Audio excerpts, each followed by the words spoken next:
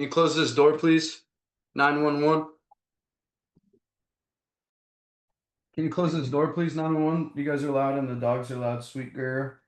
I'm gonna let everybody in.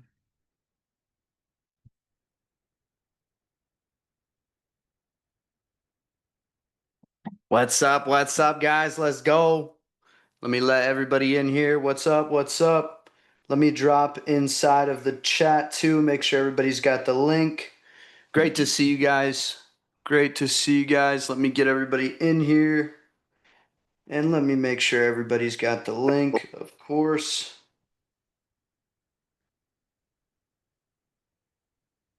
Hope you guys are doing well. Zoom link for today's paid ads plus funnels training, paid ads and funnels. Let's go. It's going to get wild.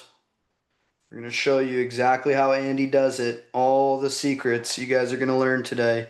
I just dropped the link in the chat. Let's give everybody like 2 minutes and then we'll get started right away. I got a lot of slides to go over and then I want to get right into the Q&A with you guys because I'm sure you guys are going to have some questions. So thumbs up. You guys can hear me okay?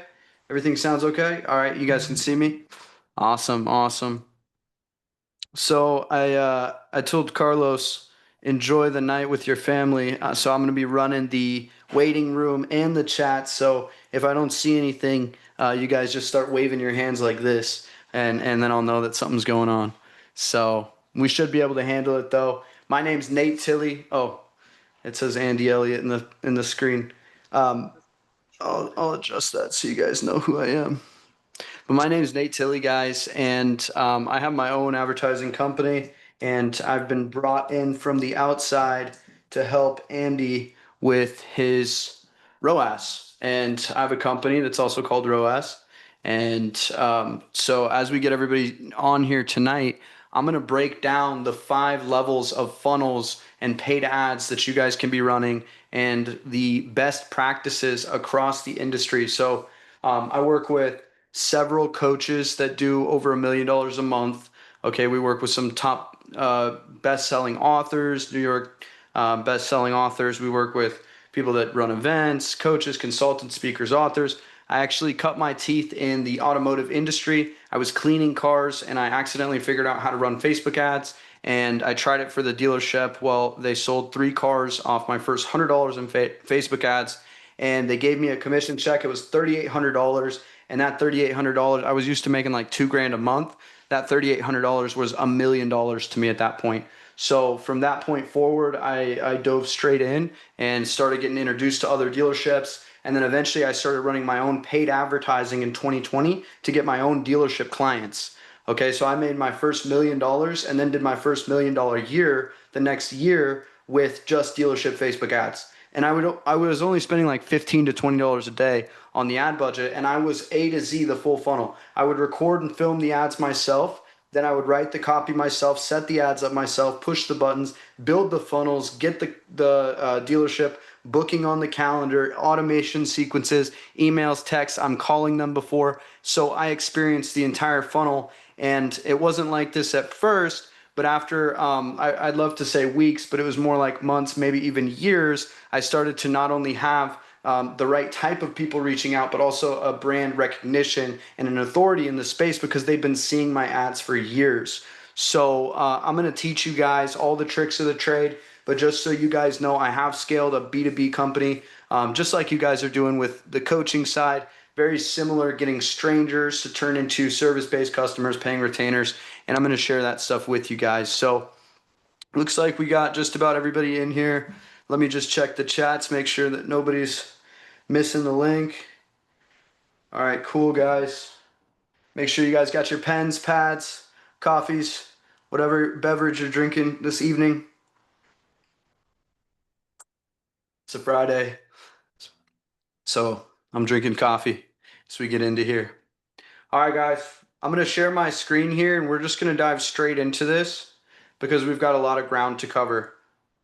And if you guys have specific questions, if you could just do me a favor tonight and just write your questions in the, there's let's see. Oh, Zoom doesn't actually do a Q&A feature for this meeting. Okay, I thought maybe we could use the Q&A but it looks like there's no Q&A on this meeting. Okay, so just use the chat to save down a question, and then you can raise your little virtual hand. And towards the end, we'll do a roundabout of questions. So thank you guys all for jumping on, and let's dive straight into it. I'm going to show you some really exciting things today. Andy and the whole team are in Florida doing a big event, so it's just us. Let's rip. Where's the mustache? I cut it off. I cut it off over a year ago, and I felt like I looked younger, so I liked it like that. All right, guys. So let's see. All right, guys. So let me just move you guys right here. You guys can see it okay? See the screen? All right, cool. All right, guys. So this is paid ads and funnels that convert like crazy with yours truly, Nate Tilley. So today I'm going to teach you how to make paid ads and funnels that convert like crazy. But here's one thing. I'm just going to get on my other device here. I'm just going to get somebody in here so they can manage the chat real quick. Or the letting people in because it's not going to let me do full screen. Give me 1 second. Let me actually, I'm going to open this in Google Chrome.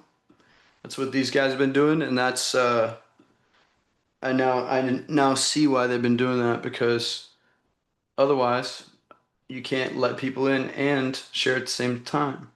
So just give me 1 second, guys. Let me open this in the other browser. Boom.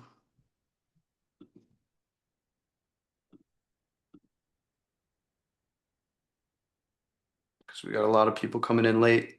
What's up? Okay, let me see. Yeah, I was wondering why they were opening it with Google Chrome, but now it makes sense. All right, cool, guys. So I'm going to go ahead and share this back open for you. And then we're going to rock and roll here. You see the toolbar. Okay. All right, guys.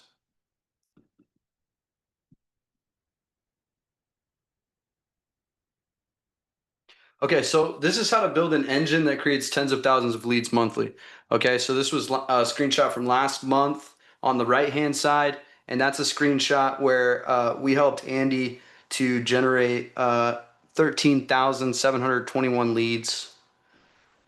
And you'll see on the left-hand side, that's one day, July 22nd, 2025, total revenue, $244,000, total cost, $6,000. Does anybody want to take a wild guess in the chat what happened on that day?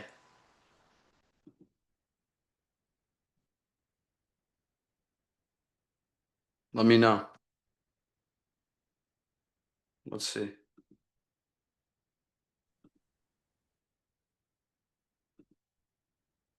Yep, he took his six pack out. Yeah, that's right, guys. We had a webinar, and some of you guys might have even been on the webinar, and some of you guys might even bought through the webinar that are actually in this program. We had a lot of people that we actually filled the program from that webinar.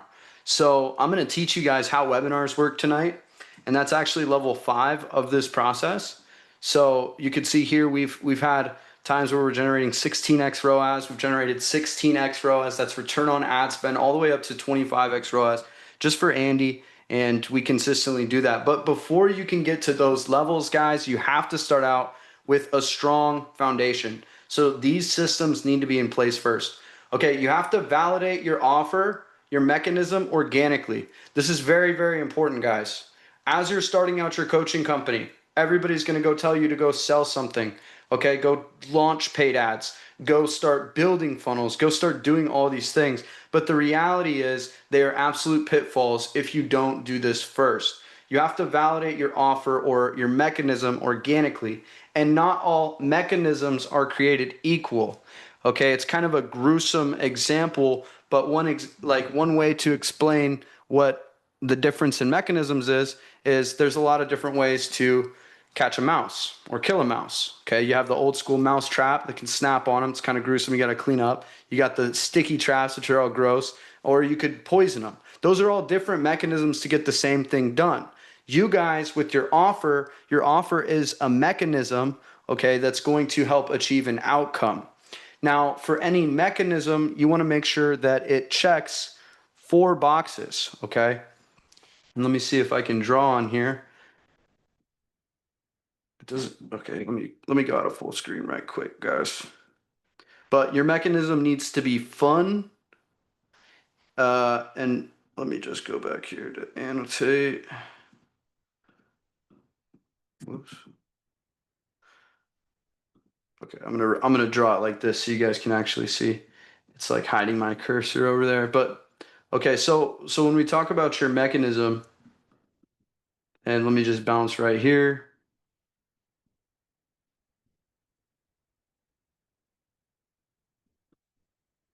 And let me play this.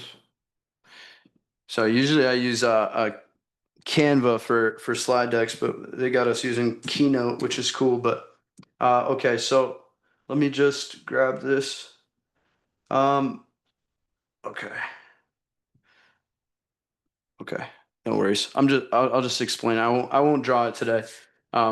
Okay, so your mechanism has to be 4 things. It has to be fun. Okay. It has to be effective. Has to be instant. Okay. And it has to be simple or easy.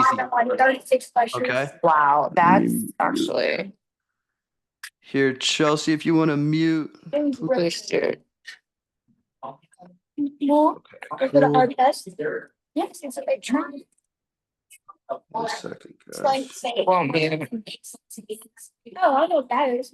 Hey, Chelsea, can you mute if you can hear me? Okay, thank you. Okay, cool. All right, guys. So, fun, easy, effective, and it needs to work fast. Not all mechanisms are created equal. So, if we talk about the example of like weight loss, for example, there's different ways to lose weight. You can go to the gym, okay? And if you go to the gym, is it fun? Not usually for people that are really out of shape. Is it easy? Definitely not. It's super hard. Is it effective? Yes, it actually does work. And is it instant? No, it takes a really long time. So when you think about it, you only have one of the key 4 things in that mechanism. And this is why people struggle so hard to sell weight loss training. Come to my gym and I'm going to help you lose weight. It's a very hard offer to sell because people aren't that interested in that. But if you look at a different mechanism to getting the same thing done, like let's talk about liposuction, for example. Is it fun? Definitely not. You have to get surgery. Is it instant? Yeah, it's like pretty much instant. Like you get the surgery and then you like lose the weight. Okay. Is it effective? Yes, it's effective and it's proven. And is it easy? Yes, it's easy enough. So an offer that has liposuction is going to be easier to sell than an offer that has come to my gym and work out in a lot of cases. And this is why offers like Ozempic, okay, Ozempic, is it fun? Yeah, I guess Kim Kardashian, I guess celebrities are using it. That makes it fun, right? Is it easy? Super easy. You send it to my house. Is it instant? Yeah, I just poke myself and I start seeing results. And does it actually work? According to the case studies, it does. And that's why they're able to spend $1 million a day on every different ad channel for this one mechanism, this one offer. So when you're building your offer, how is it going to work? How are the people going to get results? Think really, really hard about how they're going to get the results. What do they get instant access to? What's going to be fun? Okay. What's the least amount of change you can give to their life and they get the result that they want? Okay. So this is really important. A lot of people glaze over this and they're just like, oh, I just want to help people. And people will never know how you can help them until you go through and figure this out. This is really, really important. So let me let these other couple people in here real quick. Boom, boom. All right. So the way to validate your offer or your mechanism, it's actually really simple. First, you have to go out and find somebody you can help. And generally, the best people to help in the beginning is going to be someone you know. When I first started learning how to run Facebook ads, the first people that I ran Facebook ads was the car dealership that I was detailing cars for and the gym that I was training jiu-jitsu at. I asked them, I said, hey, I've been learning how to do Facebook ads on YouTube. I'd love to do it for you. And if it works, maybe you could give me a testimonial and tell people about it. And it worked, and they gave me video testimonials, and they told people, and the dealership told somebody that ended up being a client for me for 5 years, paying $7,500 a month, And the jiu-jitsu gym went on to tell people who told people who now I work with the top people in the jiu-jitsu space. So a lot of people, like, you don't want to sell your time and you definitely don't want to work for free. But if you're literally just starting out, okay, and you have expertise, but you want to work out the kinks of working with somebody, I highly recommend that you launch an offer before you even film any offer and say, hey, I'm, my name's Kevin. I'm thinking about working one-on-one with people who want to achieve XYZ thing that I learned how to achieve with XYZ mechanism. Now, I don't have a formal program, so this is going to be a pilot program, a case study group where I'm going to be taking a few people directly under my wing and teaching you this process that helped me and helped my brother or helped whoever else to have these results in this amount of time. If you want to do this right now, since it's the pilot program, it'll be a reduced price. And so I would ask that you would keep a secret. And if you show up to this program, you actually have to apply yourself. And, and then of course, those people go through, they become referral sources for you and they give you video testimonials. Or you work with them and you realize you're like, man, I hate working with these type of people. And then it's better you did that than you went and built a course, built a funnel, built all this different stuff, and now you're stuck with it, and you're trying to, fit a circle peg in a round hole, or I guess that would fit. You're trying to fit a circle peg in a square hole. That wouldn't work, right? So I see this all the time. Okay, the easiest way is like go and work with people and get a minimum of. I said it. I wrote it on my notes here to just let you guys know. Try to get at least 3 to 5 social proof signals. Okay, 3 to 5 social proof signals. These are going to be video testimonials. Okay, that's one kind. Screenshots of people being like, Lucas, that was freaking awesome, man. You crushed it. Thanks so much for helping me. That advice you gave me the other day changed the game for me and whatever. Okay, people are experiencing problems. They want solutions. If you help them solve it and you put a little bit of intention on them and also sit them back on their heels a little bit, like you have to make somebody realize, like, no, dude, I'm going to help you with this problem. You've given up on the solution. You're feeling all these pains. I felt those same pains.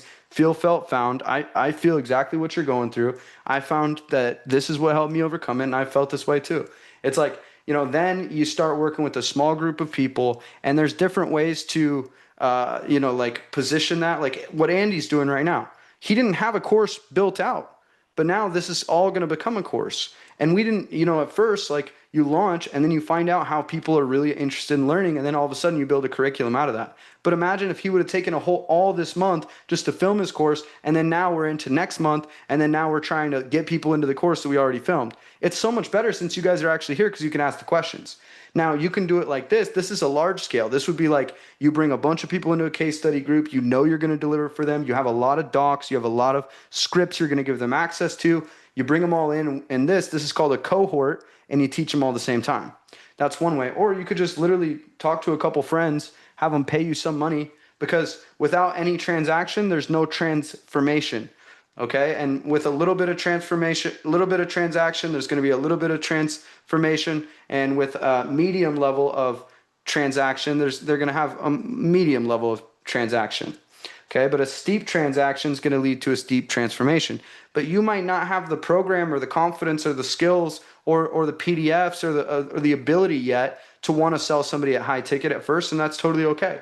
So give them what you think is going to be your 50%. Work one-on-one with them for 4 weeks, help them get the result, and then build your program off that. Highly recommend. Then you get your video testimonials from those people, you get your screenshots from those people, and you can build case studies out. And all a case study is Felicia came to me when she was at this point, and then we helped her with this problem, and then we installed this system, and now she's at this point. That's it. Okay, so that's where you start. Then number 2, and I'll spend a lot of time on the foundation and then we'll rip, guys, because the foundation is where you have to lay. You have to have a strong foundation built upon rock. Okay, so spend time to dial in the messaging based on your ideal client avatar. So many people, they're like, yeah, like for example, they'll go in and they'll say, I want to help anybody. I want to help everybody. I got a big vision. I want to change the world. And we love that, and that's great. But then it's like what speaks to everyone actually speaks to no one.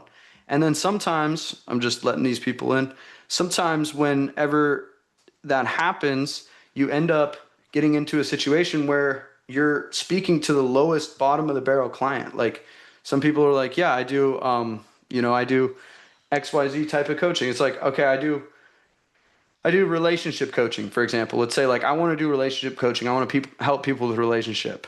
And I'm going to go after, hey, if you're having trouble getting any dates, it's like, okay, that's cool, but your marketing message is going to be perfectly designed to get you the type of results you're getting. So all of a sudden you start saying these things and then you start getting these people and you're like, why do I keep getting these awkward guys that can't get any dates? And you look back to your messaging, it's like you literally asked for that. Or people will like they'll be selling make money from like get like biz op. We call them biz op opportunities, like funnels. Like I can teach you how to make $15,000 a month with this proven side hustle.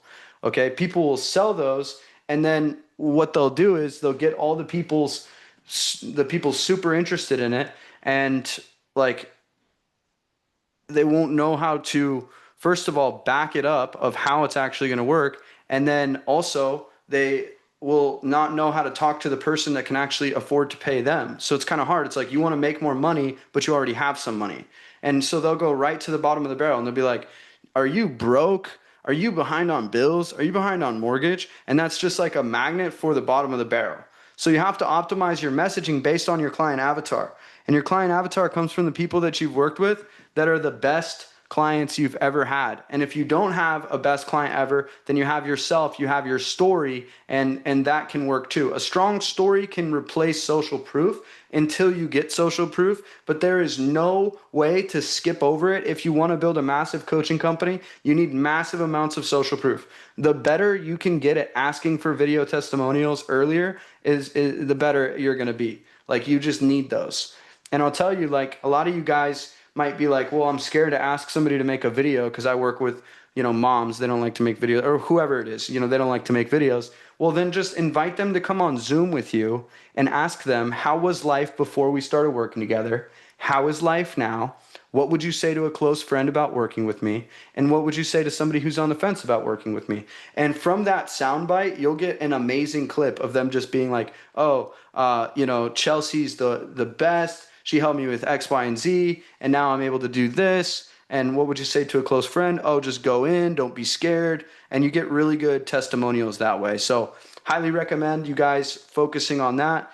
And then optimize your messaging for the people that you enjoyed working with the most. So like I got a client, his name's David, and he's awesome. And David is my favorite client to work with, and he also gets the best results. And then I got a client named Rich, and Rich is always complaining. And he just has a really tough time. His sales team doesn't convert. The culture in his dealership seems dead. He just struggles all the time. And so if I was to think about like, okay, let me make my marketing message, I'm not going to think about how I can sell Rich because Rich is always in a negative mindset, and he's not. I don't want to get more of people like him. Like he's great and I appreciate him, but he's just got a tough problem in his dealership. It's like, would I really want to make a message that says, if you're a bad leader and you can't build a good culture and your team keeps leading, then you should reach out to me. It's like, no, you don't want more of those people. So then I would think about David, and I'm like, if you believe that every lead is a good lead and has potential and you want them all, if you have a great energy in the community and love working with people, I would explain this guy, but you're having problems with whatever he was having problems with. Then I want to show you exactly how I helped. Insert story, and I'm going to teach you guys a little bit about messaging. But is this all tracking like how important, like you got to get the messaging dialed in and do it based off the person you've already helped. Keep them in mind. And if you have like 3 people, build your customer avatar around that. Exactly what they would want. And after you've done a ton of sales calls in your niche, people are going to start to sound like AI clones because they're all going to say the same thing. Like I get on with business owners and they're all just like, yep, we want to see about doing some new marketing, shift things up because our old stuff is not converting anymore, and we're getting low quality crap leads from wherever.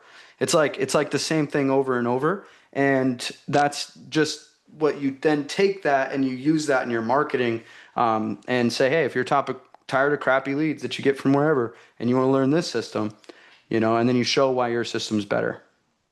So 3 to 5 social proof signals, we already talked about that, or a very strong story. Okay, here's my next point. Video ads drive the most results and are essential to what I call the know, like, and trust factor system, okay? You got to get people to know, like, trust you. Now, think about how many ads do you see and you're just swept off your feet these days. Like, actually think about it. Like, when's the last time you saw an ad, somebody swept you off your feet? Like, you're all of a sudden you're at some place you never thought you'd be. You're doing something you never thought you would. You're pulling out your card. You're reaching out to this stranger and you're buying from them within a 24-hour period. Does that ever happen? I don't think it's really ever happened for me. I mean, I've bought like courses like right away from somebody, but usually like I'll make a purchase like an event ticket. Like I went to a different event, like that was here in Scottsdale. It wasn't one of Andy's; it was a different one. And I saw the ad, and I saw the ad for like almost a month, and I was just clicking on it, and then all of a sudden, like I didn't buy it. I clicked on it. I went to the page. I got off the page. I clicked on it again. I went to the page. I kept doing this thing, and it took me like probably yeah, like close to a month, and probably like 15 clicks before I actually ended up buying this thing. Let me just let Stephanie in here. So my point is that I had to see the ads and I also had to be at the right place at the right time. A lot of you guys, like if you're busy at work or something like that, or you're back to back on calls, you might see the first part of an ad, but then like your kid comes in and interrupts you. So you don't see the next part of the ad. The same thing's going to happen to you when you start running ads. It's not that your ad didn't work because it didn't work in 2 days. Like those just might have been the 2 days that like were really busy in the month. Like different there's so many different factors, like you could be losing on sales calls, around the 15th, or depending on what you sell. If you sell to business owners, you're missing out on sales calls at the beginning of the month. You're like, why from the 1st to the 5th is it so hard to close these business owners? Oh, because they just paid payroll. It's like, oh, like there's little factors that are outside of your control that have nothing to do with your ads. And finally, ads work for everyone. If your ads aren't working, it's your offer, your creative, your copy, your funnel, your tech, something else isn't working. Ads literally work for everyone. And the reason ads work for everyone is because think about it, guys. If you go anywhere, have you seen anybody slowing down on Instagram or Facebook? Like every day, people check Instagram and Facebook still. People were started saying like 2 years ago, like Facebook ads are dead for whatever niche. And it's like, how could they be, bro? Like every day, I like everybody goes on there. Like at least, like I think we all like. I hate to admit it, but I even check Facebook. I have nothing to check on Facebook. I get on there like once a day, at least. And everybody else does too. I go on there looking for ads. So just know that like ads will work for you, but you have to be able to make them work. And there's different things we're going to get into today that will affect your results significantly. So let me let Mike in here. So yeah, we'll go into this now, guys, but a successful ad campaign you never have to pay for. It pays for itself in month one and continues to print and bring new clients. But you will pay with your time, and most campaigns aren't successful right off the bat. I had to spend weeks and weeks. Like I ran ads for weeks and then months, getting really low quality results, like not a lot of leads. And then all of a sudden, after 3 years, I had dealership GMs and principals reaching out saying, "Hey, I remember your video ads from 3 years ago." So just know it's going to take you guys a long time. All right, let me get right into where we were. Oh, sorry. Okay, so speaking of video ads and direct response copy, let me let this guy in. So there's a framework that I figured out for video ads that I'm going to teach you guys, and it's very simple. So there's a difference in video ads where it's like high level branding. Like you guys have all seen it, the sponsored, like a TV commercial or just some branding. Like it shows the clinic of a dentist office, and it's just that is not the type of advertising we do. We do direct response ads, and these are meant to shake things up for people. Okay, and the framework we use is right here. So make sure you guys take a screenshot of this right here. This is the exact. I'm going to teach you guys how to write copy. I'm going to teach you guys how to make videos. I'm going to teach you guys how to make emails. All right here. This is the formula. Okay. And yeah, I'm sure some of you guys are going to ask about AI later, but this is not a ChatGPT formula. This is older than old, like this is way older than that. A lot of these frameworks for marketing, guys figured out in the 30s, like how to write letters to people's house and get them to buy.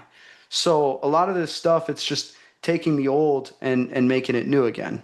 So let me explain this at a high level, and then I'll give you an example of this. So first, you're going to hook and call out and label a problem all in one go. Then you're going to agitate the pain point. Okay, the problem that you list out at the top is a pain, and then you're going to agitate the pain. So not only what is it, but what does it feel like? Both internally, what does it feel like, and externally, what does it feel like? Then you're going to bridge to a story or a solution that leads to your mechanism. Remember, we talked about the mechanism before. And the 3 benefits of doing this mechanism. Then you're going to make a power promise, and you're going to show real scarcity. Okay, actually, and here's the thing with marketing, guys. A lot of marketers are just like, they say whatever, they do whatever, they just put things out there. That's not the way that I like to roll. It's always got to be real scarcity. So if it's limited seats at this event, okay, is it actually limited? How limited? How many seats do we have? Like, how does it work? Because once we sell out, is there more that can open up? Because these things are really important. And the reason is because I want to frame that into a story. Okay, and I want to frame it into a story with advertising where it's like, yeah, we actually we have limited seats. We're out of VIP. We're out of CEO. We're almost out of general admission. But if we need to, we'll pack 25 more seats in here, and you guys just won't have a spot at lunch. If that's cool, click the link below. Oh man, this place is selling out. I better try to get one of those back end spots at lunch. Like, people are like so driven by scarcity, but it's got to be real, and everybody can smell when it's fake. So make it real. Do you actually have a limited stock? Okay, if I order a bunch of books, like I'm doing a book funnel for Andy, we're doing some book funnels.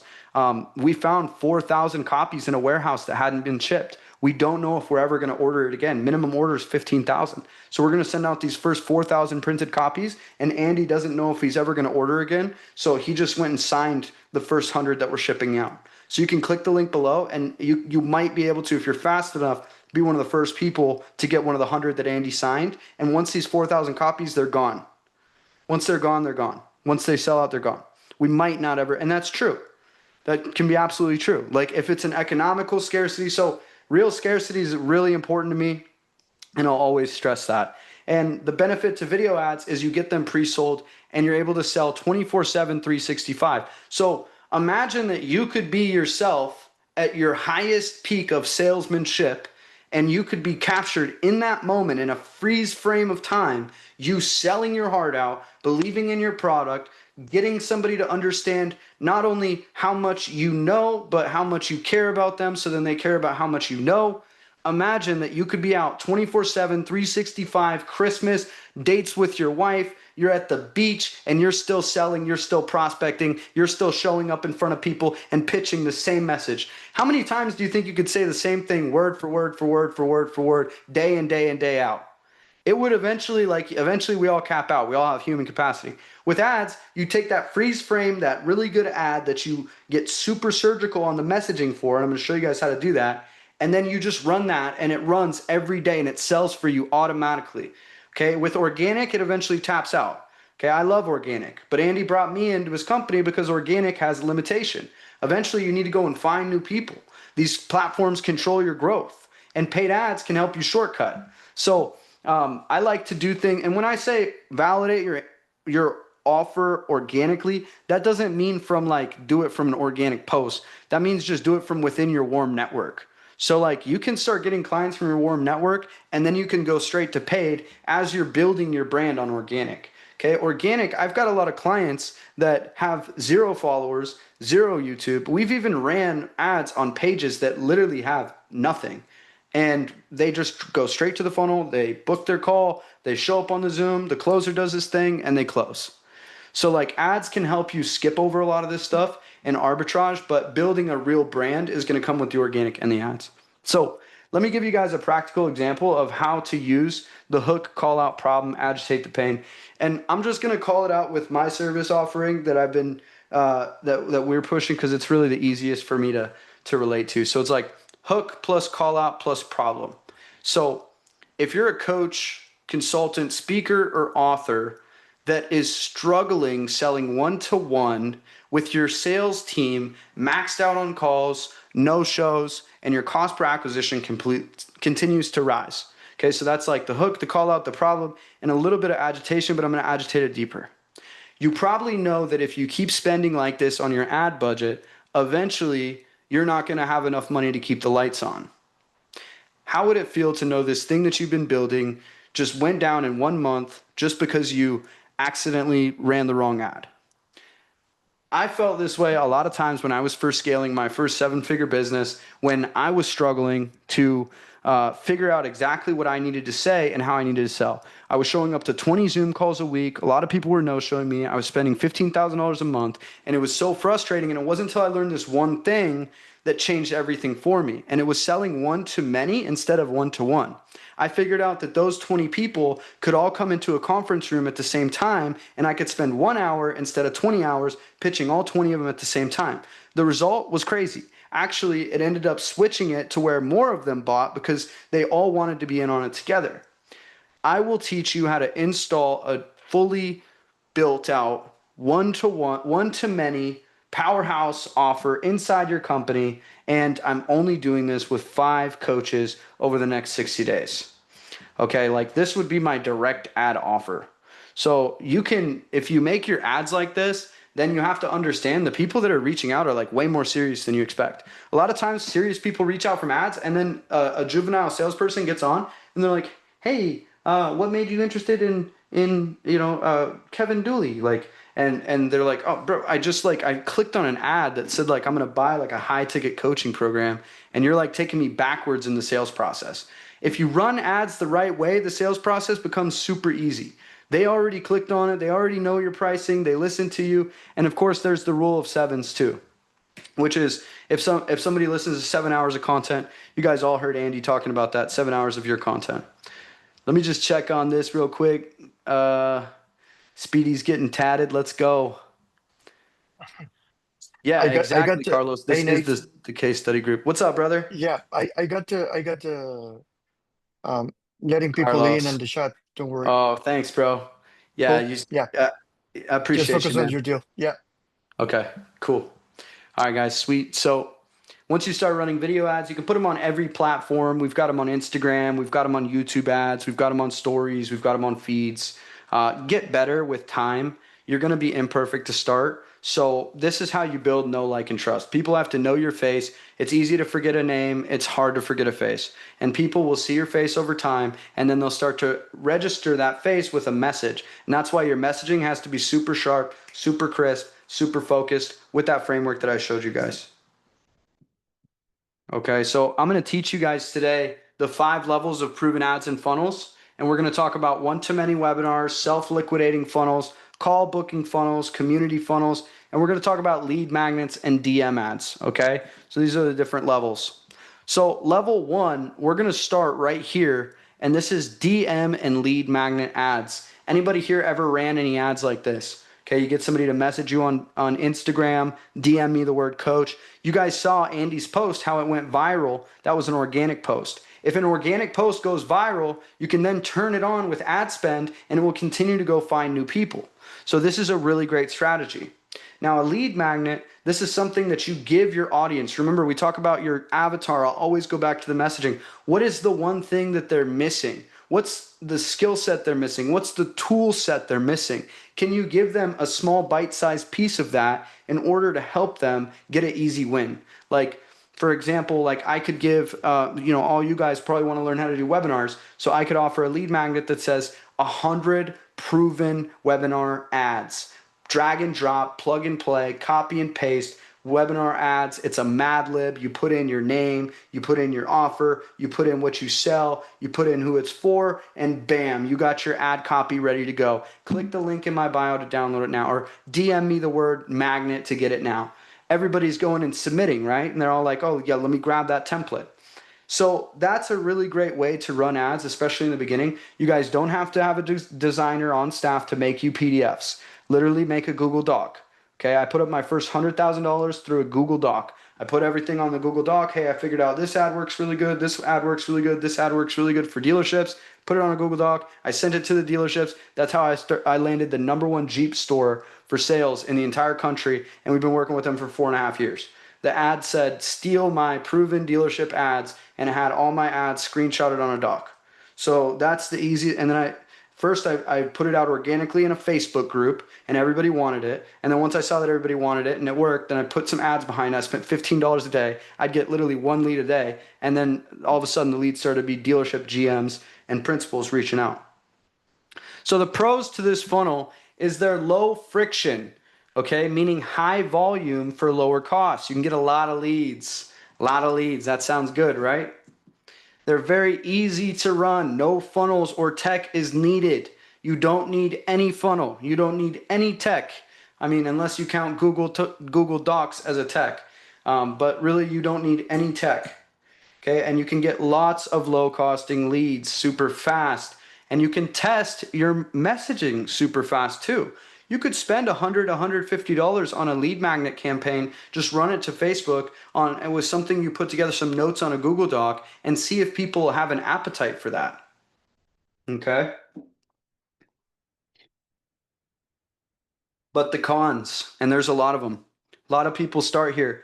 These levels, these are the levels you'll go up. Okay, none of this is wrong or right.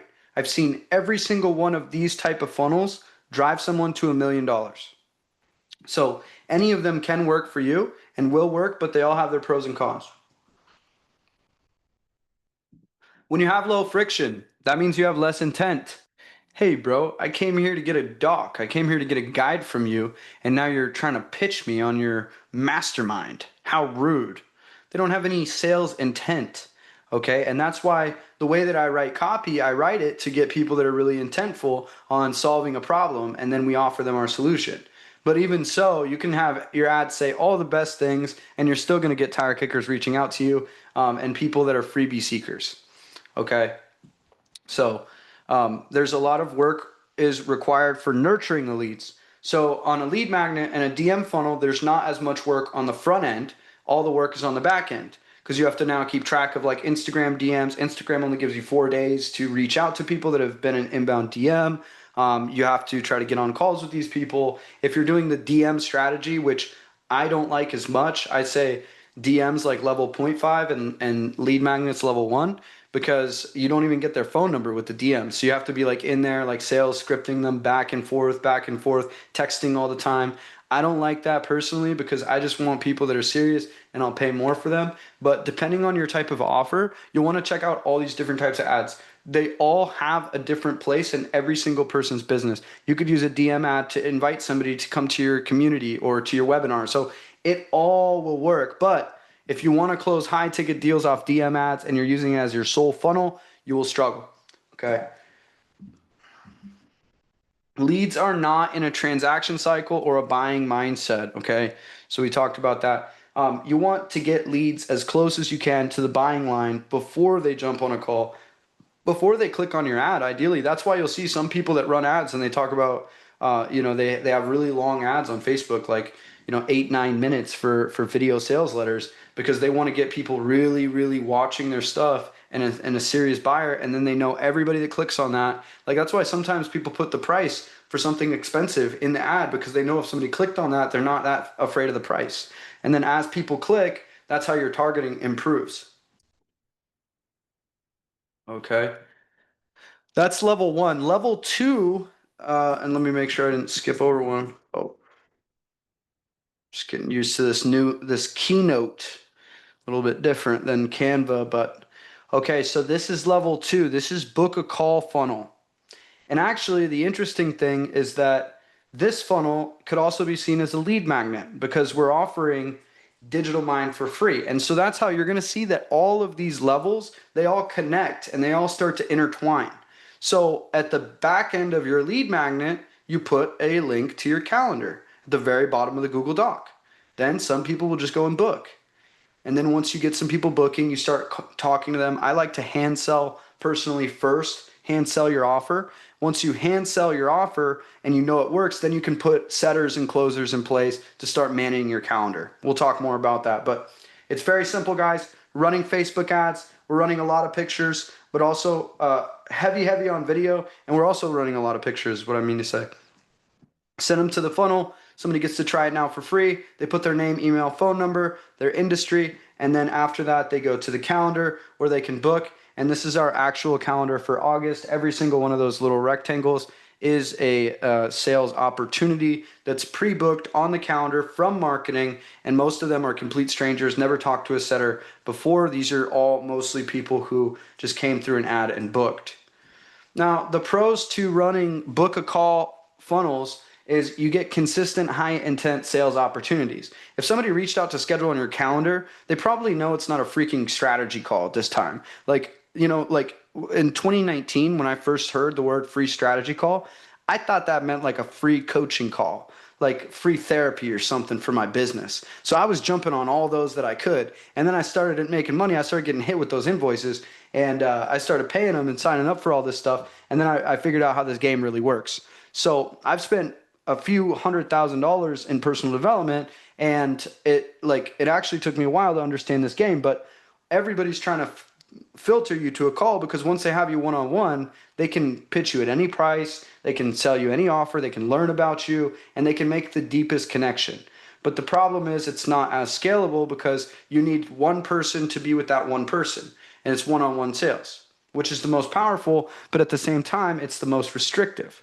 So it's nice because they come to you. If you get somebody to reach out to you, that's like having a customer in your drive-through. Your marketing worked perfectly. If people are just booking on your calendar for whatever reason, you're putting posts out, people are booking on your calendar, that means your messaging is aligned. That means you need to scale. Okay? It'll fill your calendar. It'll streamline your sales process, and it has infinite scale with a high close rate. If you can close 25% of your appointments on any package that you have, like 5K, even $1,000, 25% close rate is what we shoot for. And that's what we've seen. You can have infinite scale if you can close at 25% predictably. Okay, the cons to this are there's lots of no-shows and reschedules.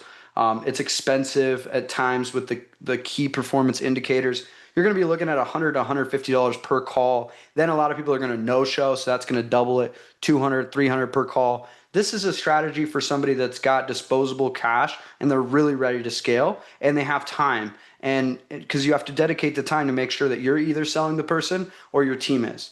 Now, this strategy is definitely the one, like this is what I figured out. I started running for the dealership ads, and I would just get dealers jumping right on my calendar, but I was spending 10 to 15K a month just to do, 10 to 15 deals at 2,500 to 3K retainers. So a lot of times when you start playing this game, as you start scaling, you make less money than you did before, but you're making a whole lot more money. So instead of before, when you would close like 2 5K clients and now you got 10K, well, now you're going to be putting 10K into your ads, but you're going to be closing 10 clients, so you're going to be making 100K.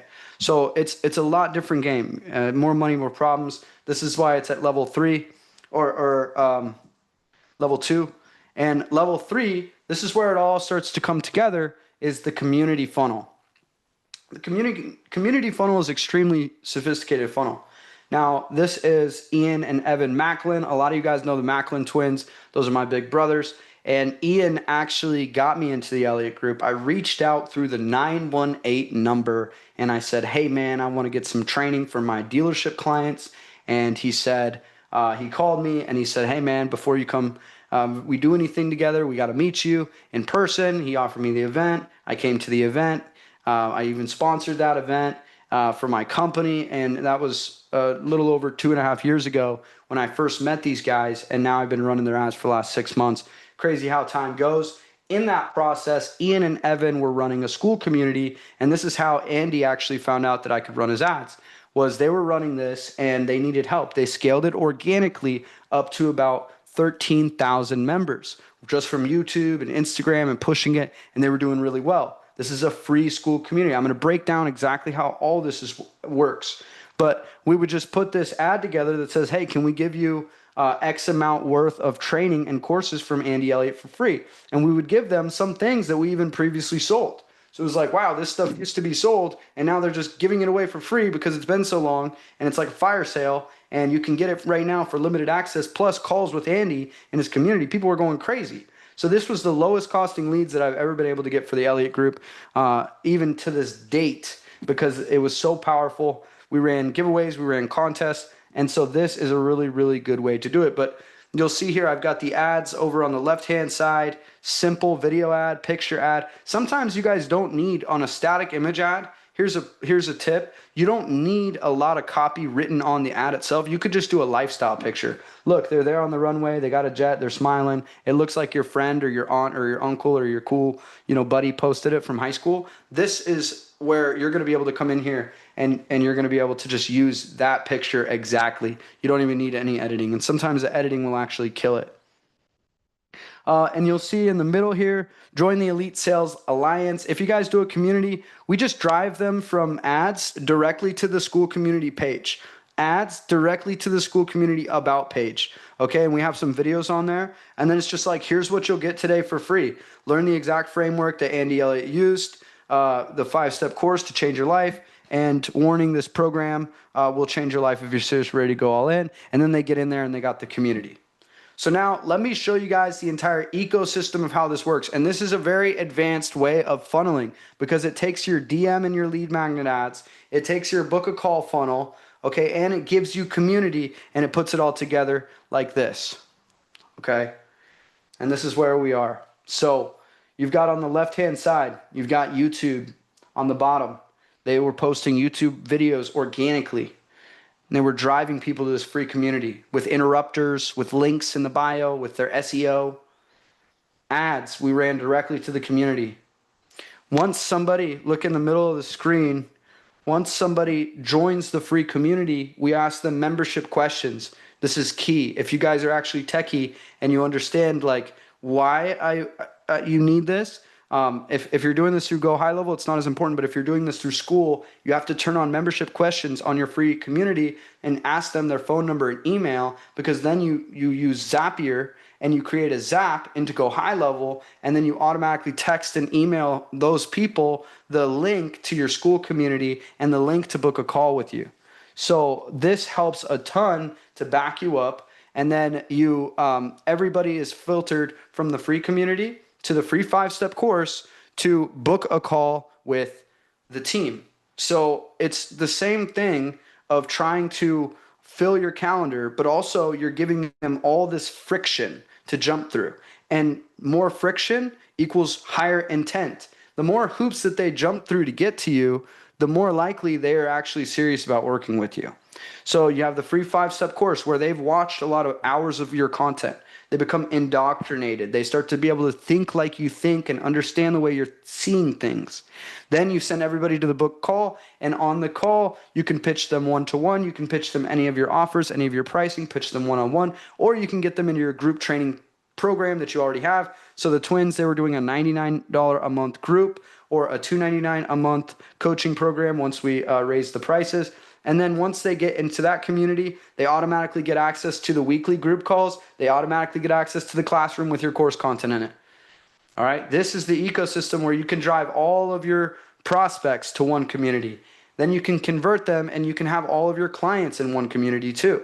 And you can run your group coaching all out of there. So you can use School. Like I've got School listed on here. We use School. We scaled it up to 6 figures a month. And that was in the first 90 days. But you could also use Go High Level. Go High Level has the exact same thing School has, and that's through Elite Systems. You guys will have some kind of community app that also has the course builder on it. So you could do everything in Go High Level. It just depends on your audience. So if you're like in home services or something, like or you work with guys that are blue collar, or you work with tire shops, like you got to ask yourself, like, how techie are these guys? Because getting in School and like downloading the app and like doing all these little things, it might trip some people up. They might have like a seizure, like that's too much, like, and then they just skip off and they don't buy from you. So if that's the case, then a Go High Level funnel, Go High Level community is going to be easier. But maybe you're the flip side of that. Maybe you're working with social media ad agencies, or you're working with a very sophisticated niche like me. I work with coaches. So then I'm going to either use School for sure, or I'm going to use an app like Circle that allows me to build out my own membership platform. Okay, so Go High Level is always the bare bones. You can use it to test anything, to run anything. But then sometimes if you want like product development, you want things to look really nice, you're going to want to use a School or a Circle app. Okay, so the pros to this, it's your very own social media channel. You drive hundreds of people into there, and then you can broadcast to them in a moment's notice. Okay, you can send them all emails directly from School. You can post to them at any time. It's very advantageous for driving people and messages. So you can send them your videos, your YouTube videos, your polls, your webinars, okay? And it keeps your calendar filled with hot qualified leads. They've been watching your stuff. They've downloaded your guides. Oh, and by the way, that lead magnet, that Google Doc that we talked about that you made in level 1, you're going to put that in your community. And that's going to be a module where people can go and grab it out of there too. That's going to be one extra benefit. Okay, with the DM ads, they can DM you to get access to the community. Okay, the calendar is going to be linked in the community. So all these levels, they all just stack on top of each other. All right. Cons, the management for engagement strategies to work, it's a lot of management. You have to post in there a lot, or somebody has to. They definitely have to. Somebody has to. And whether you're going to delegate that or whether you're going to take that on yourself, it is building a community, and a community needs a leader.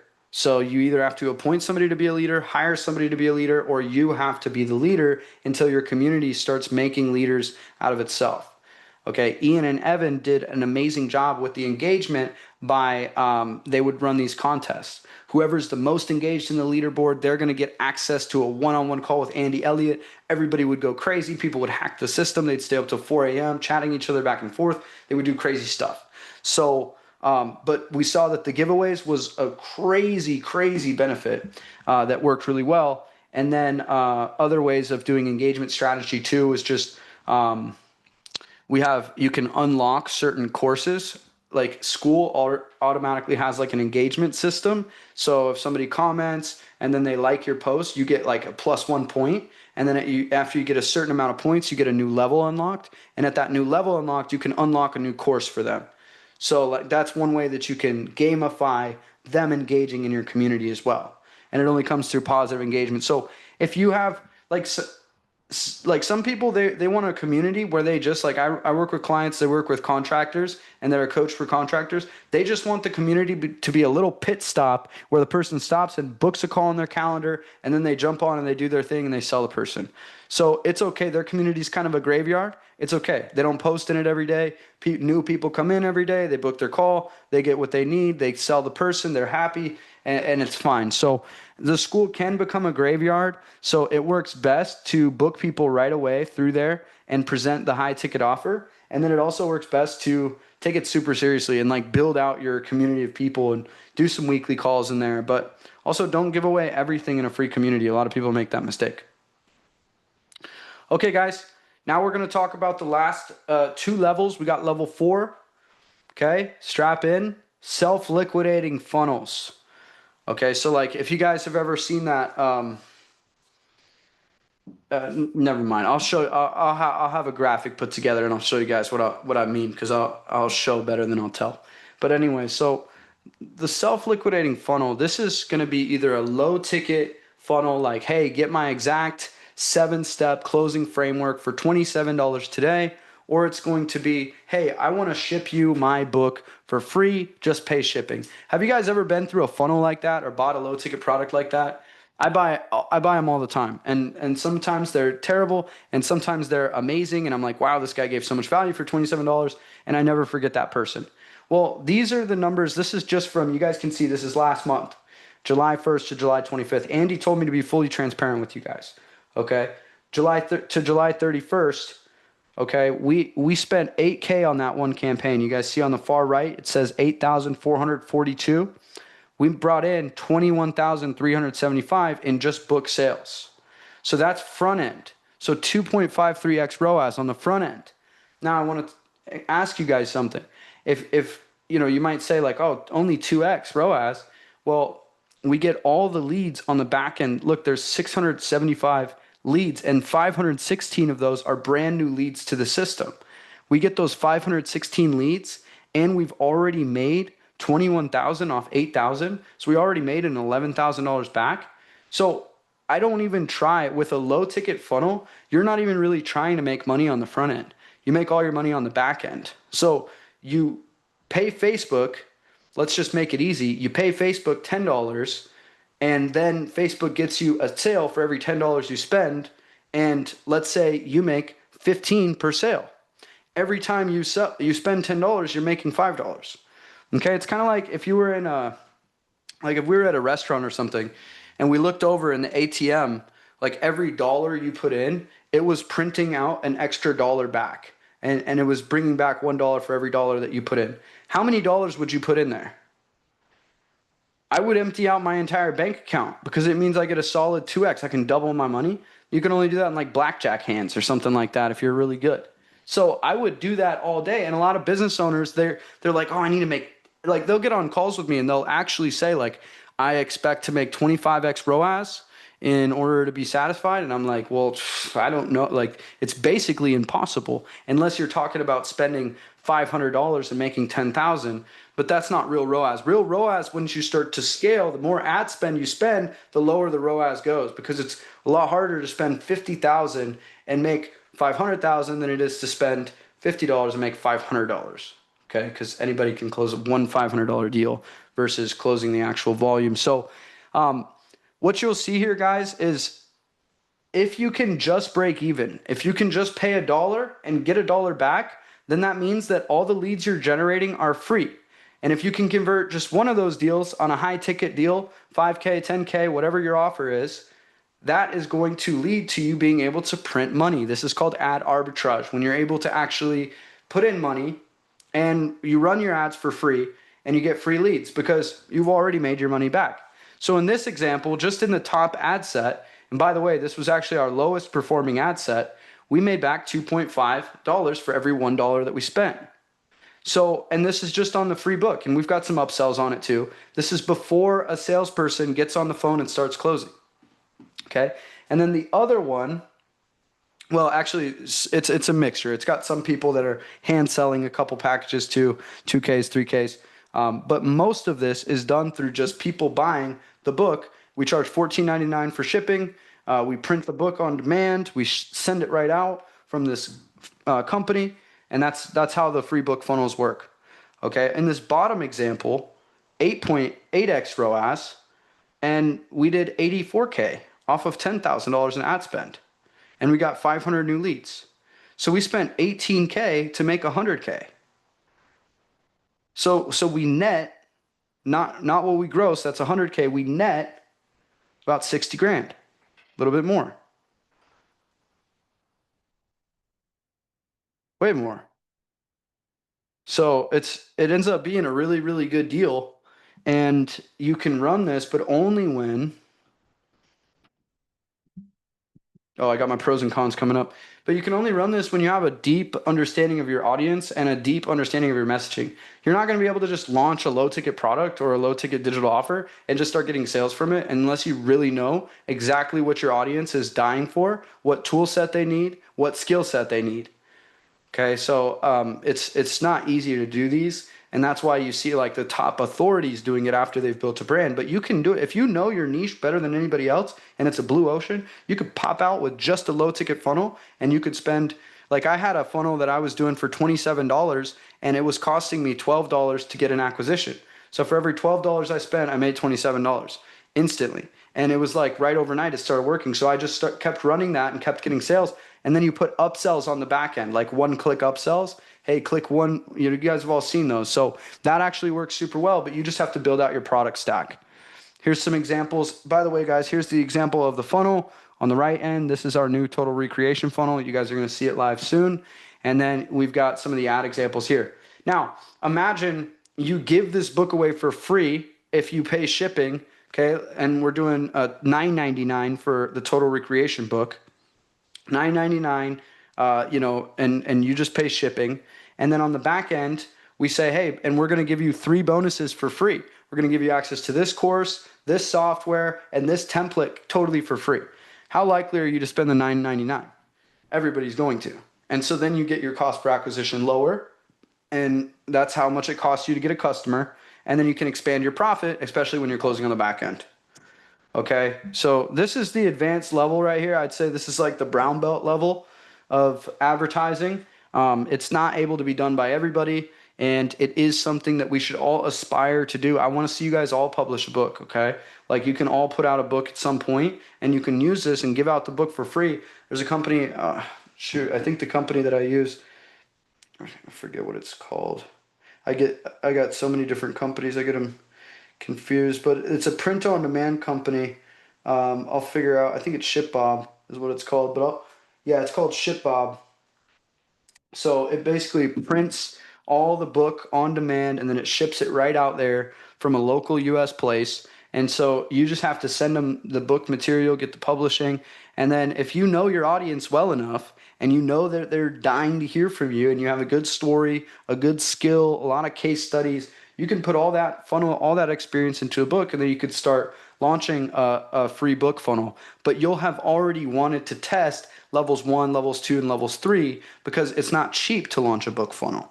Okay, as you get deeper into these funnels, they're more expensive to start and to run and to launch, and they also take more messaging. That's why they're deeper in the levels. So the pros of this, you can get a huge list of low costing leads. They can even be free leads. And what I like to say is when Facebook pays me to get leads. So if I'm making a 2x, I'm making $2 for every dollar that I spend. Facebook's now paying me to run Facebook ads, and I'm showing up in everybody's newsfeed for free. For free. All the ads that you see people are running, you're showing up for free. If you are making the money back instantly, and that's why I tell people if you're running lead gen, go out and close your leads because it makes everything better. A lot of people, they build up, they're like, okay, I got 100 leads, and now what? I'm like, did you call them? Like, try to talk to them, see if they're a human, like if they're serious, because you got to go out and convert them for this whole thing to make sense. Okay, marketing is only one piece of the puzzle, and then sales, which Andy's going to cover in depth, I believe, next week. That's where you're really going to be able to just get on with anybody and close them. And then you can run ads and you can close anybody. And so then you have this unlimited scale and you can always grow. Okay, you can make money on the front end with these self-liquidating funnels, but it's very hard. Russell Brunson looked at Andy's funnel and he was like, this is one of the best book funnels I've ever seen. Like, it's crazy how you guys are doing this. So it is hard to make money on the front end. And I even know companies that lose money on the front end because they'd rather get the leads and the leads already paid them something. So they're a little bit more serious and have higher intent. Okay, you have to evaluate all these levels and find out what's best for yourself. And you can all start at level 1 and work your way up. Cons. Okay, you need a high level of awareness in your market. You need to always be running more ads and spending more money. And conversion on the back end is where money is made. So you get somebody that bought your book for $9.99. You call them, hey man, I saw that you reach out for the book. I've actually got some other free bonuses I want to make sure that you get access to. And by the way, what makes you interested in my book called whatever it's called? Okay, they're interested for this, that, and the other. Well, hey man, I don't think you're just sitting around reading books to solve this problem. It sounds like that's a pretty immediate need for the problem. So what do you say we get on a call and I could discuss how I could help solve that problem with you directly like I have for X amount of other people, and we could go from there. And then you can, just off one person buying your book, like I have a client that paid me $27 to learn my strategy, jumped on a call with me, and then paid my $2,000 a month subscription, and he's been a client for 3 years. So just like do the math. Like I didn't pay anything to get him because he already paid back on the ads that I ran at a profit. And then he upgraded to the retainer and he's still with me on services today. So like this is the type of stuff you can do.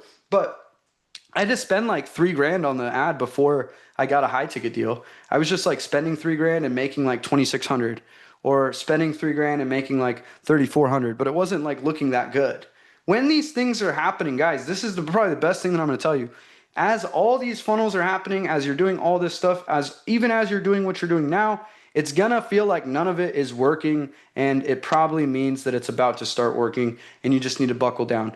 Maybe sometimes things aren't working, and I'll be there to show you guys like how to evaluate your marketing, but a lot of times like it feels really hard and then it starts to work. So you might be close to a breakthrough. Build products for everyone. So guys, you want to have low ticket liquidation strategy. Long-term, big picture, you want to have low ticket digital products that you could sell to anyone, anytime, any place. You can run ads to these, and as long as your cost per acquisition, your cost to acquire a customer is less than your cash collected that you make from that customer, then you have a campaign where you can actually make money on the front end, run ads for free, and get more leads than you can ever handle. Okay? And then the idea is like, I mean, if you have a really good converting low ticket funnel, then you want to spend like crazy money on it until it burns out, because eventually you just reach everybody in the niche or the offer that could buy it, and they all buy it. And that's why if you're focused on selling courses or more transactional low ticket products, you're always going to have to be innovating new product lines. and new ideas, because eventually it's not even selling to finding new people. It's you're selling to the same pocket of people and they buy your stuff every time. So whatever that maxes out on, that's why you want to know your limit, your opportunity. But if I'm in that same pond, I'm going to go and try to find the whales on the high ticket. So mid ticket, go one to many. Okay, I'm going to teach you guys next about the one to many strategy, webinars and event funnels, and then high ticket one to one. So that's, you know, you get on a one to one call with somebody and you can sell them a high ticket. Okay, and one thing that I like to do, guys, is I actually like to reverse engineer the funnel. I don't like to start at my lowest ticket product. I like to start at my highest product, the highest transformation that I can offer someone, and then charge them as much as I can and still get them a result and make them money. And then I work backwards from there. So maybe I could have like an intro program of that or an accelerator. And then what that accelerator needs is a community. It needs some calls. So then that's my $297 a month. And then I need some scripts to get into it. That's my $97. And then the $1497 is like some proven at. So you just work backwards and get a little bit smaller each time. And then of course your program includes everything. So you guys will see Andy's got a ton of digital products. This is on a week-to-week basis, guys. We're getting all these different type of product sales. Like all the $14.99s you see, those are all just straight from ad sales. $41.99, that's straight from upsell. $2.99 upsell. So all those are for marketing. And then the 10Ks, the 25Ks, the 30Ks, the 75Ks, those are all done on the back end from the sales team. All right, level 5. And I'm going through these kind of quick so we can have plenty of time for Q&A, guys. But one-to-many mastery. So this is called level 5 because this is like black belt level.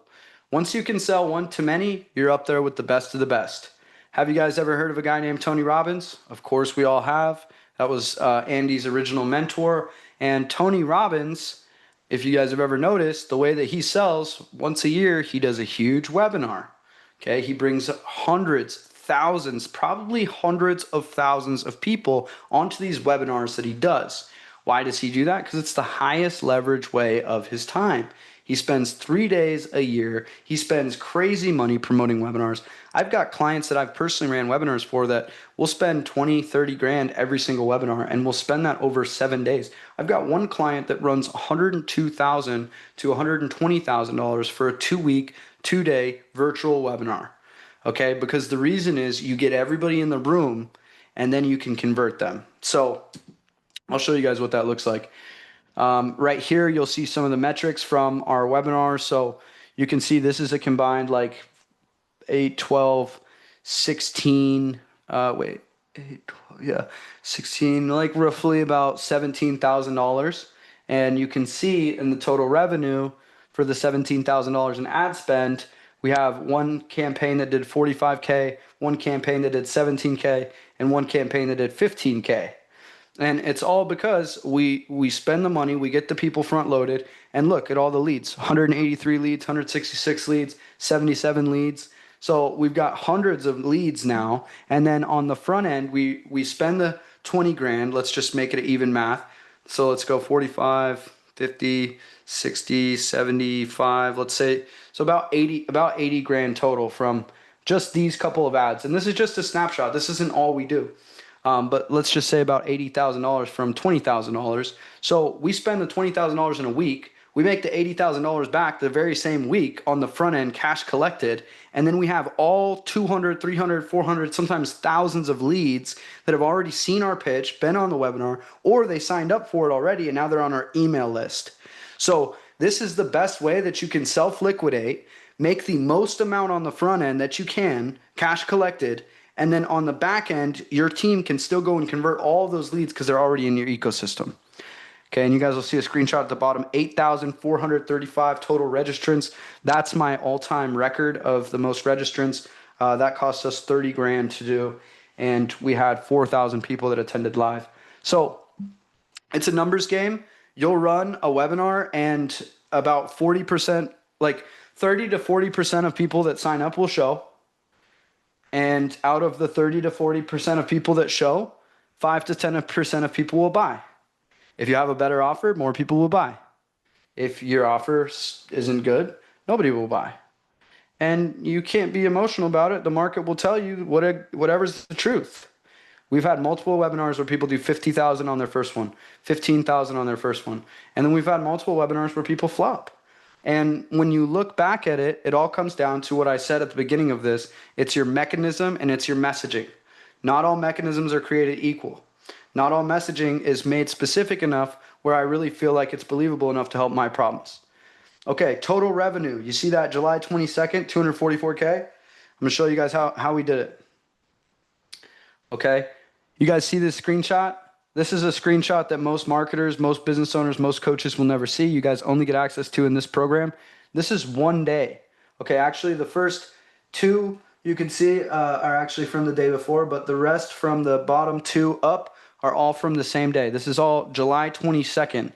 This is all everybody that got in this program. We did the webinar, okay? We did our biggest webinar to date. I had already broken a record with Andy. We did this one. We followed the proven webinar framework, and we got all these deals in. Now, I'm going to talk to you guys a little bit at the end about Hyros, what we use for tracking, but you'll see it has origin source and last source. That tells me where somebody first found me and where they last clicked from. This is very important once you guys start scaling. If you guys aren't going to spend more than $10,000 a month and you're doing under 50 grand, you don't need Hyros at first. But eventually, this tool changed the game for us. And what it showed more than anything, you see all those, most of these are from ads right here. Some of them are from email. Shout out to Carlos. Me and Carlos tag team on the emails. So any of those you see with the emails, that's our joint effort.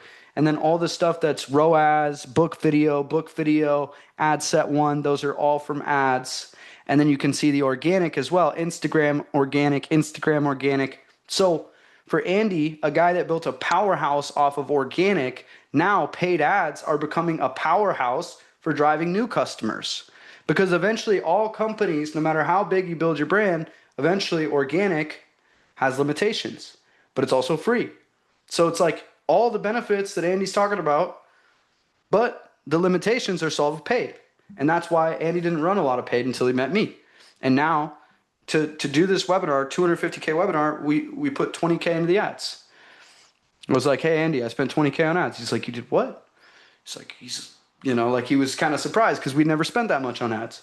But he told me that he didn't want to play pat a cake. He wanted to do the world's biggest webinar. He wanted to break history. We made history on that webinar. There's not a lot of people that do multi-six-figure webinars. And this is only one of Andy's, fifth or less. It's like he's done less than 5. Okay. And I laid out the exact framework. Now, one-to-many selling, there's still a sales conversation that's happening, but it's happening inside the person's own head. So they're not able to respond to you, but they're having this conversation. So you have to give a lot of time. And let me just go to the pros and cons. The hard part about this is you have to be a master at selling what you sell, and you have to have your offer so dialed in. If you don't have it dialed in, you can try this, but you have to do it in a safe way so you don't spend a lot of money or waste a lot of money. So you get a volume of quality, high intent leads. You make money on the front end. You validate your offer, your marketing, and your sales system in one go. Okay, you can actually run your marketing and see if people sign up. Okay, you can see your sales system if people show up. And if they buy, that's your sales system, then it's proven. There's not a lot of other funnels where you can do that. Most funnels, you have to run your marketing, then your sales has to step in, and then it takes weeks to close the calls. They do book all these calls. It can take months to know if something's working. Webinars give you instant feedback. Okay? That's why I love them. And here's some of the top ads. Believe it or not, the Miami Vice looking ad with Andy in the blue was the ad that did 45K. Just a different look. Some of you guys here, you might have even seen that for the first time or the last time before you jumped on the webinar and bought. And by the way, the whole scripting of all of that, it follows these mechanisms that I'm teaching you guys at the beginning. All good marketing is going to have 4 building blocks. Okay, and this is different than the 4 things that your offer needs, the instant, fun, simple. Okay, this is different. You need stories, problems, promises, and mechanism. These are the building blocks of any sales copy, sales letter, sales funnel. What problems do they have? What promises do I make? How am I going to do it? That's your mechanism. And what's the story? How did you figure this out? And guys, I want to tell you something that a lot of the coaching industry, people get into the coaching industry and it seems like they just decided they wanted to just start a coaching company. Nobody likes that story. Okay. I'm just going to be the first one to tell you guys, nobody's going to like that story. Maybe they will. Maybe I'm wrong. Maybe you'll tell me, hey, Nate, everybody loves that story. I wanted to be a coach. Cool. But what I found the story arc is for 99% of the most successful coaches is they got really good at something because they were in a lot of pain. And when they got out of that pain, they accidentally helped somebody else get out of that pain. Accidentally, keyword.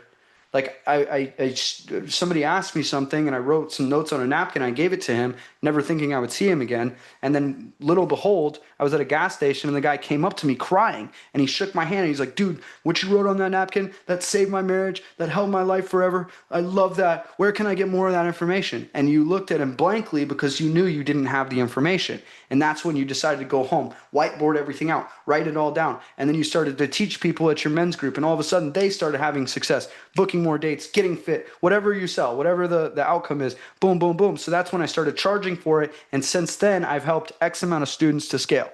This is your story arc. This needs to be everybody's story arc. Like, I mean, it doesn't need to be, but it's like kind of like the hero's story. There's like, or the hero's journey. There's like archetypes and messaging. And this is an archetype. It's like, you solved problem. You accidentally helped people solve problems. You saw there was a viability for a business. You didn't want to do it. You were going to leave. You were going to go do something else with your life. But then something pulled you back in and now you're a full-time coach. And now you went all into this. That's the easiest way to have a story that people resonate with where they're like, man, that is such a cool story. Here's some of the ads. Here's some of the funnels, guys. You see me right next to Andy. Okay. I'm helping him at all times. This one we had 800 people. We had 900 people at the peak, just shy of 1,000 people on for 20K, which is a phenomenal show rate.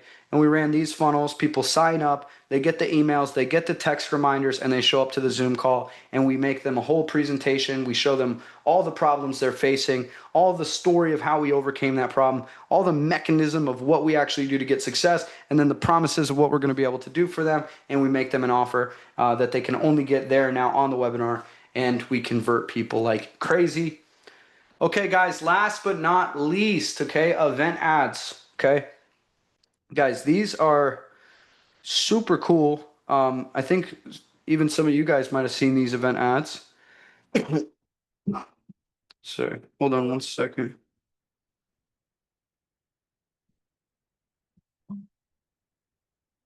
Okay.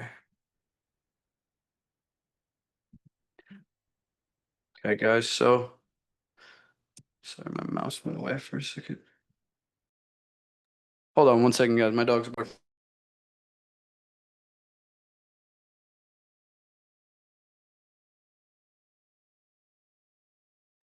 Sorry, guys. All right. So with event ads, you are going to run a local event. A lot of you guys are going to be running a local event, and you're going to need top of funnel. These are awareness ads. Okay. And this is like, hi, hello, this is me. Nice to meet you. And you can run this with any campaign, by the way. So you can literally, with any of the different campaigns that you're running, you can run top of funnel and then you can do retargeting. Okay, let me just send a text. Oh, okay. All right, my dogs are just tripping. I thought my girlfriend's still home.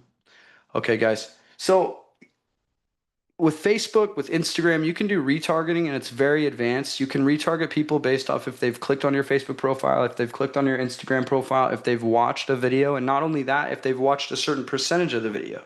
So if they've watched 15% of the video, you can make a specific audience off those people. And then you can go tell Facebook to make an audience off those people that's even more of a sub niche. Hold on, guys. I gotta go put my dog up real quick. Give me 2 seconds. I'm sorry.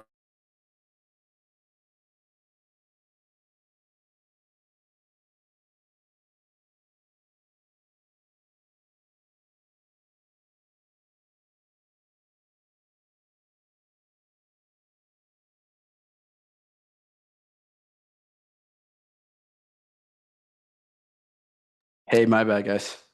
I don't know. She's like barking at the mailman or something. I got a nice guard dog. But you can create these retargeting audiences, and some of this Facebook will automatically do for you. But we found that actually doing retargeting works really well these days. This was a campaign that I manually set up retargeting. So the top of funnel ad is like, it's like an introduction. It's like, hey, nice to meet you. Here's who I am. Who are you? This is what we do. And it's just to get people aware.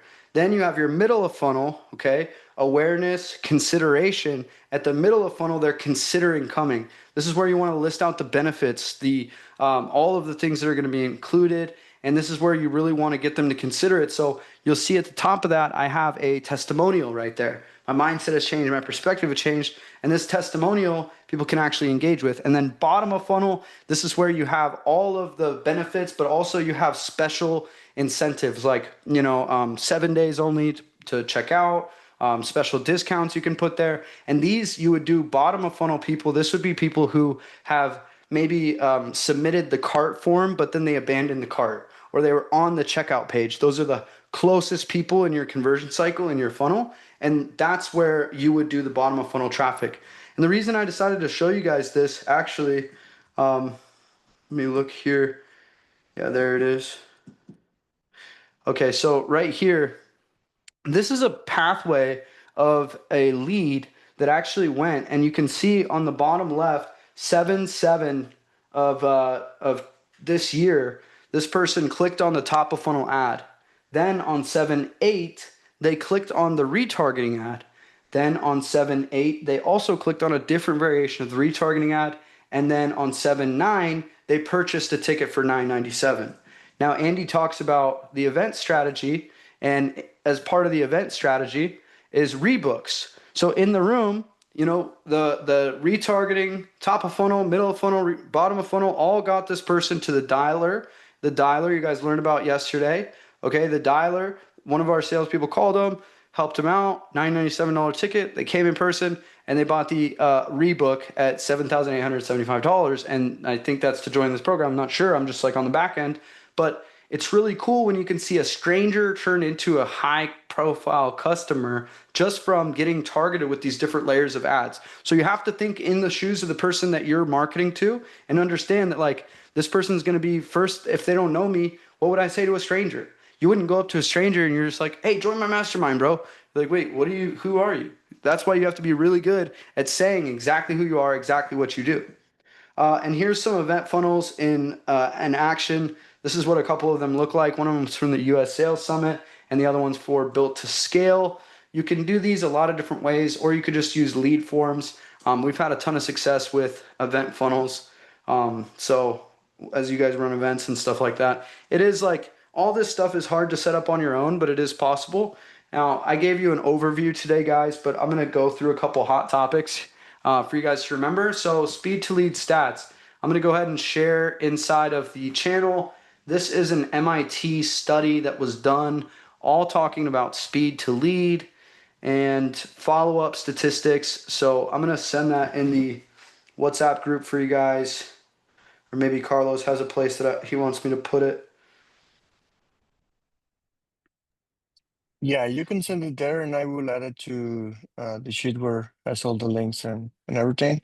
And just so you know, guys, we will have the portal set up this weekend.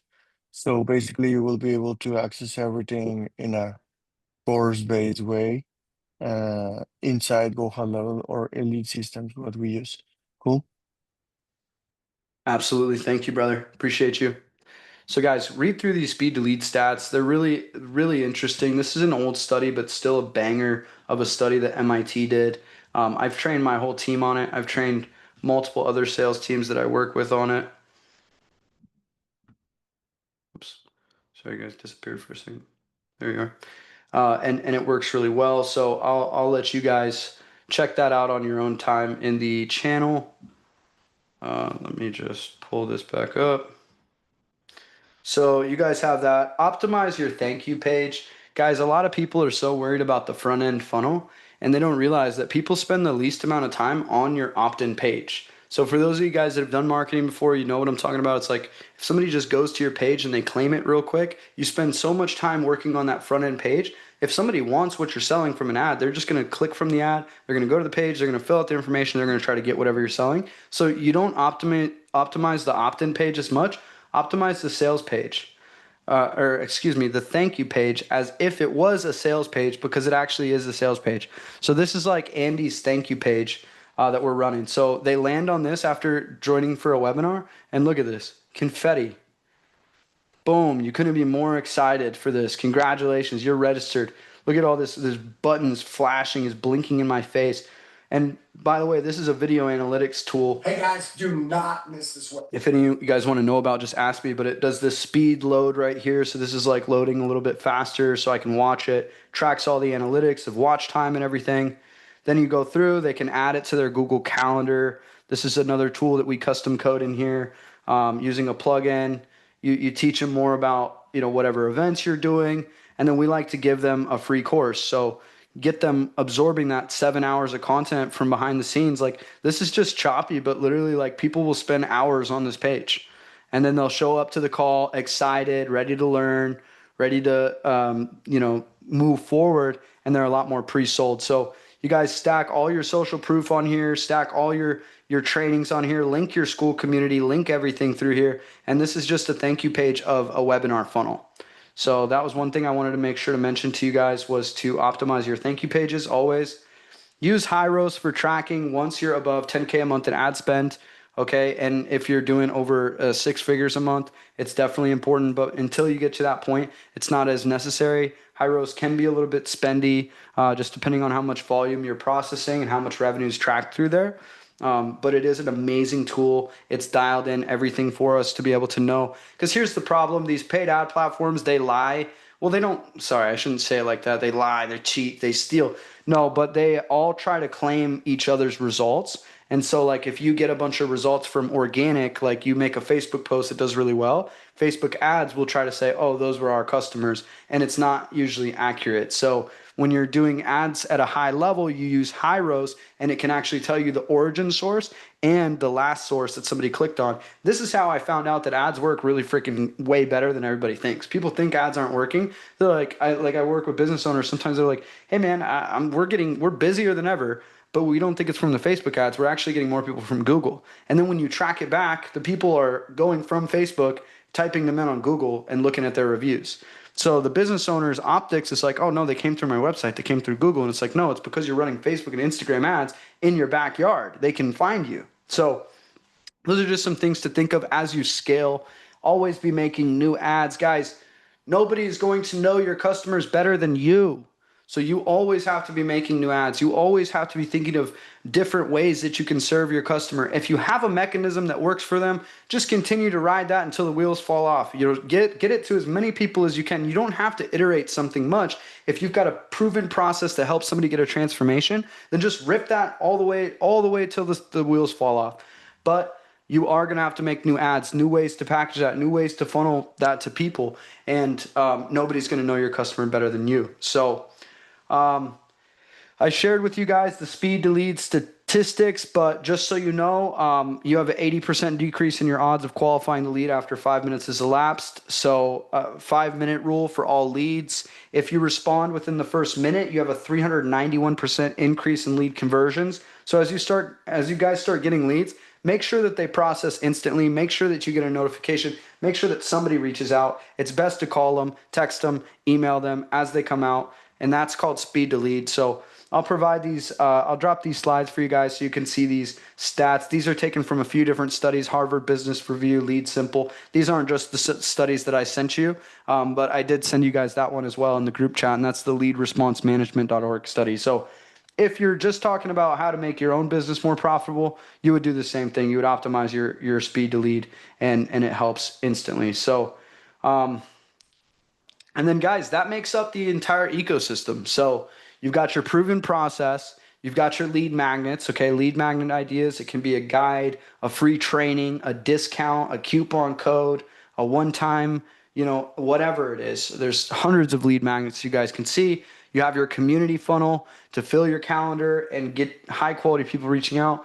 You have a self-liquidating funnel, which is free ads, webinars, which is one to many, and then you have event ads and running events.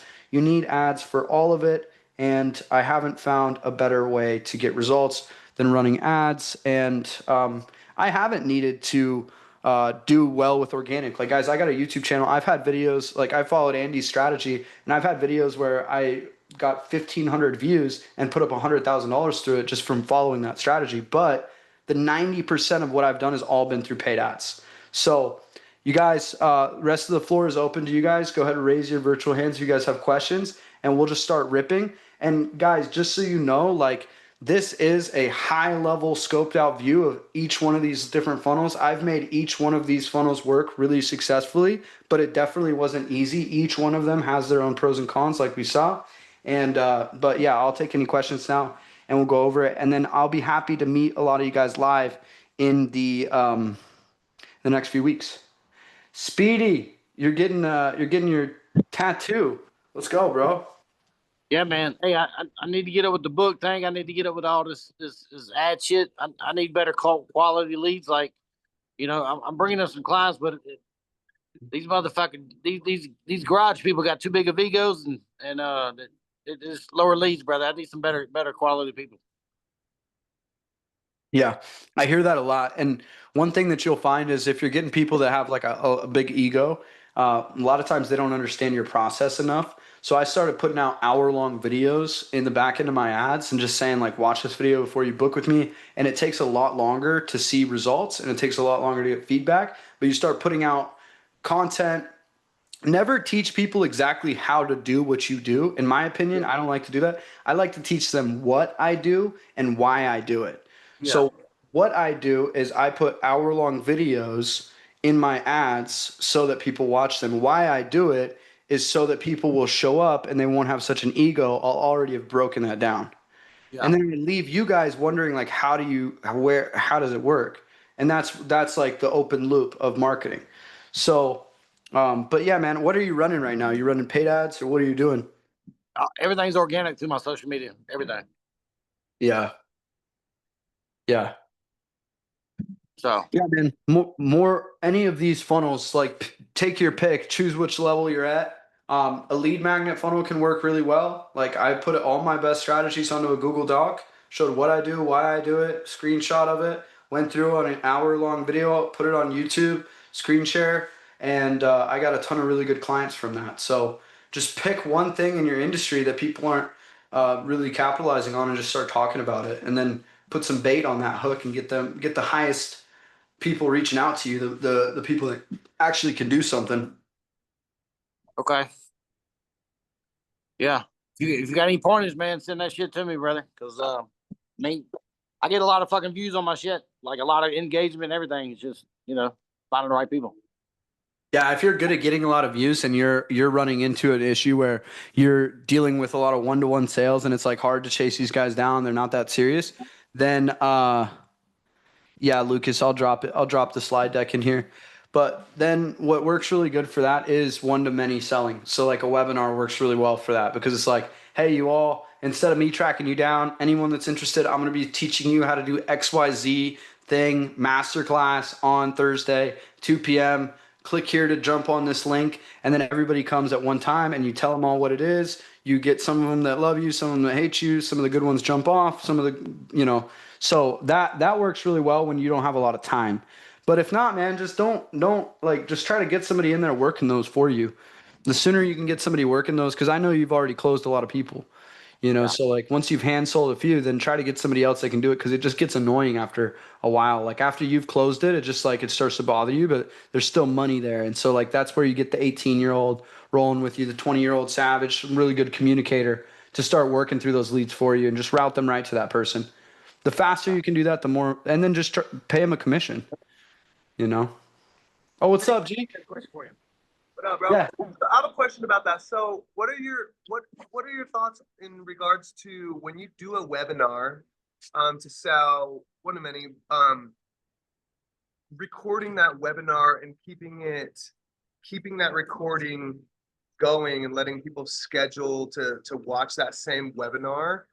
Do you suggest only ever doing live webinars or keeping that recording so that people can watch it at any time whenever they have time? Yeah. Is there more value in doing a live webinar? I mean, in regards to answering people's questions, of course, I think it's a lot more valuable to do a live webinar.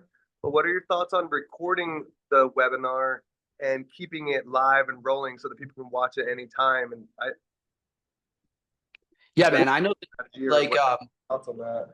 yeah, like Bob Proctor was doing a pre-recorded webinar and he was crushing with it. He was doing multiple $1 million a month from pre-recorded, but he did a lot of live ones to figure that out for first.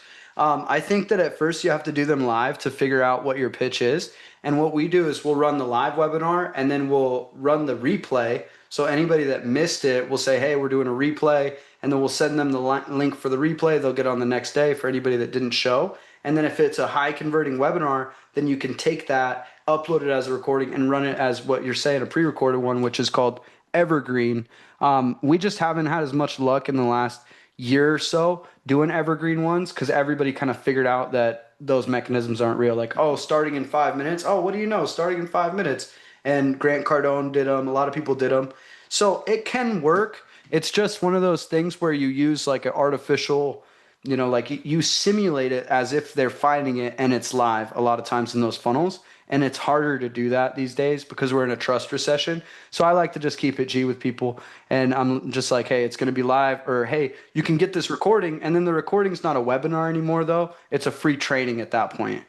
Something about the live, them showing up. So I really like the live room. There's something about all the people in the chat together. There's something about you showing up and presenting on that day. There's the pressure. So it makes it fun. But for scalability, if you have a proven offer and you just need to get the message out night and day, then yeah, run an evergreen webinar. All right, thanks, bro. Thanks, my guys. Cool. Mike, you coming down here at the end of the month? Oh, he muted. I hope to see you, man, at the end of the month. Yeah, I'll be there for sure. All right, cool, man. We'll chat then. Thanks. All right, Tara, you're up next. Oh, let me let you unmute. All right, let's roll. Here, you can hear me? Yes, ma'am. How are you? I'm great. How are you? So I have like several questions because this was really what I needed. Yes, So ma'am. running, I was doing ads to the DM, setting up sales calls, but that was a lot of work. I was taking all the sales calls. I didn't want to be on sales calls 18 hours a week. So then I started doing a webinar in April, and I've committed to a live webinar every week for a year so I can like nail it. Wow. They are like, I'm getting good conversion, like 7 to 15 times ROAS on our ad spend, 30 to 40% show up rates. I'm optimizing the thank you page and started funneling them into a school group, but I suck at the school group. Like, I don't know what to offer in the school group, like where you're not giving away everything. So like, I'm really unclear on the strategy of the school group. But it has worked. I mean, we're getting about 30% of the people opting into this free school group. But I guess like, have you ever done a self-liquidating offer on a free webinar? So at the thank you page, would you offer a post-registration low ticket upsell for like a workbook for the webinar to offset the ad costs for the webinar? Have you ever had any success with that? Yeah, we do that. We do like a VIP option, $297. So we've done that before, and a lot of people, a surprising amount of people will take it, but we've gotten really good at converting high ROAS on the webinar itself, where we'll do the event, we'll do the webinar, we'll self-liquidate on the webinar, and then we'll have the sales team hit the list on the back end with calls, and that's where we usually do an extra 10 to 15 amount of percent of sales. So you can do that, but that's more common if you're doing a paid like 2-day event or 3-day event, like a $27 2-day event or $49, which those have gotten really, really expensive. So the biggest bang for your buck is still the free webinar, but yeah, it wouldn't hurt you at all to try to add that there. And it's an easy test to say, wait, if you want to get a special workbook shipped to your house, it's just still kind of a hard offer. Like people don't come with the buyer's intent. So you have to fully sell them on that page. So you want to have like a video on there selling them. You'd really want to have like it'd have to be a really good offer and clear value, but you Yeah. could definitely try it. I was just thinking, I mean, my ICA is women in real estate, and they love paper, they love workbooks. And I was thinking, if it's like low ticket, I'm only doing about $9 to $15 per lead to get them on the webinar. So I feel like if I did like a $17, $20 low ticket, that could self-liquidate a lot of my ad costs on the front end. So that was my first question. That's really super helpful. So I did everything backwards. I started high ticket with the ads to the DM. Don't want to do one-on-ones. Like, I'm totally on board with what Andy says. Like, I'm not selling my time for money anymore. I'm reverse engineering a low ticket. So for your low ticket funnels, when you're running ads and I see your 2x ROAS, which I think that's pretty good, like that's the target. Are you doing, you said you're doing upsells. Are you doing like one order bump and then a post-purchase upsell, or what kind of like format have you seen that works the best? And then what price point, like 27, 47? What's our entry level for the low ticket that you're seeing the most success on? Or is it just the book funnel that you guys are running? No, because I have my own agency and we work with a lot of like other coaching clients. So we do low ticket funnels, and for some reason like the numbers that stick are like $7.99, $14.99, $27, $41, $99, and then after that it's different.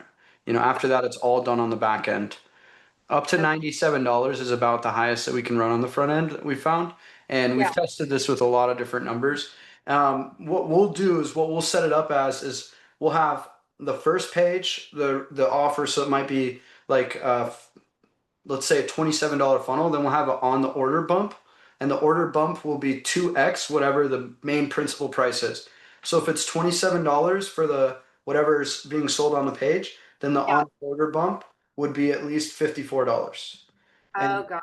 And a surprising amount of people, and sometimes you just test and play with, like, this is the weirdest thing that I've ever tweaked around because it has a tremendous impact just by changing. We found that just by having the on the order bump on the page, we converted almost 30% more leads as sales than when we just didn't have the on the order bump. So guys, anybody that doesn't know what we're talking about, it's like you go to the order page and you have the main product selected, and then it's got like a checkbox, and it's like, on this order, if you want to add this other thing, check right here. That's called the on the order bump. Okay, then you go order bump, and then you go to a page that's a one-time offer. Okay, so the one-time offer we usually is an upsell, and so it'll be I think our upsell that we do is it's like $297 for 3 months of coaching, and then if they say no to that, then we have a downsell, which is the same offer, but you can do it in a 3-pay instead of one payment up front. Then you go to cross sell after that, and then cross sell, upsell, cross sell, downsell. So when you're thinking about and really like this, you actually get this down by just testing, and we've added things to it, we've taken things out of it, we've tweaked it. Our highest converting upsell is the one right after the purchase page is always the highest. That's the one we like to make $97. And then the highest, but surprisingly, we'll do a cross sell that's $900, and we'll convert like 4 or 5% of people to a high ticket, like a $997 or an $897 offer there. When It's like a huge stack. When does the cross sell plug in? After the downsell. So it's like, yeah, it's like checkout, order bump, purchase, upsell, downsell, cross sell, downsell. I was going to low ticket 47, order bump 62, post purchase upsell 97, but I hadn't put any downsell or cross sell in there. So that makes a lot of sense to me, actually. Yeah, and it's kind of weird. I've tried it at a lot of different, like I've tried it like without knowing anything. I just tried things, and people just buy things for like it's a $500 upsell, they'll buy it. Like it's one of those things you want to test a lot, come up with a lot of offers, and you have to be good at like piecing out what you do, and sounds like you are, sounds like you've got this. So yeah, for your low ticket, the first thing is a PDF or a script, something usable. I like Toolkit for the first thing. And then the second thing is like a mindset. But anytime you're thinking about upsells or cross sells, it's either more of the same thing, you want more of the same thing for free or for less price, or something an accessory or in addition to. So something that would be nice along with versus getting more of this thing. And that's how you can think of upsells and cross sells. Okay, But my yeah, last yes, for ma'am. webinars, do you guys see cycles in the webinars? Like I noticed a dramatic drop in show up rates over the summer. And I don't know if it's just my avatar and people are busy. Like when you're doing the webinars for your clients, are you noticing like increased ad costs or drops in show rates or anything like that? It's like certain cycles of the year. Webinars are extremely ebb and flow. It's always like that. You can have the best pitch, the best day, the best ad spend ever, and the best amount of leads ever signed up and get the lowest show rate because just time of week it was. Like Okay. people you can have the highest show rate and then people don't buy. It's like the lowest conversion rate because everybody just had to pay their rent. Like there's a lot of things that happen in webinars, and so the thing like that you're doing is the right thing of doing them in high volume so you can get used to it. But eventually you would go from once a week to doing it like once every 2 weeks or every 3 weeks, and then you would spend some real money to get everybody there. And the dates that we found that work best, Hollywood will release movies on Tuesdays a lot of times, and like Netflix and stuff, Tuesdays, Wednesdays, and Thursdays. Those are the Yeah. best days to do webinars. We never do them any other day. We've tried other days and they have all been a fluke, except one time we did a Good Friday webinar, but it's pretty hard. And we like to go afternoons between the hours of 2 to about 6 PST. That way you can hit the entire country, relatively speaking. The East Coast guys, it gets really late for them. So you have to know your audience, where they're from. But no, it sounds like you're doing everything right. I do want to circle back and answer your first question here. You asked about how the school community, what to give away in your free school community. This is an example of one that I created for a client that was really successful. So they get in the free school community here. Okay, once they're in the free school community, they go to the classroom, the start here, and the start here is just going to tell them to go and introduce themselves. And when they introduce themselves, it's going to tell them to book their one-on-one call. Now, like he's got people that do these calls for him that take all the sales calls. So we try to drive as many people to the calendar as we can for these people.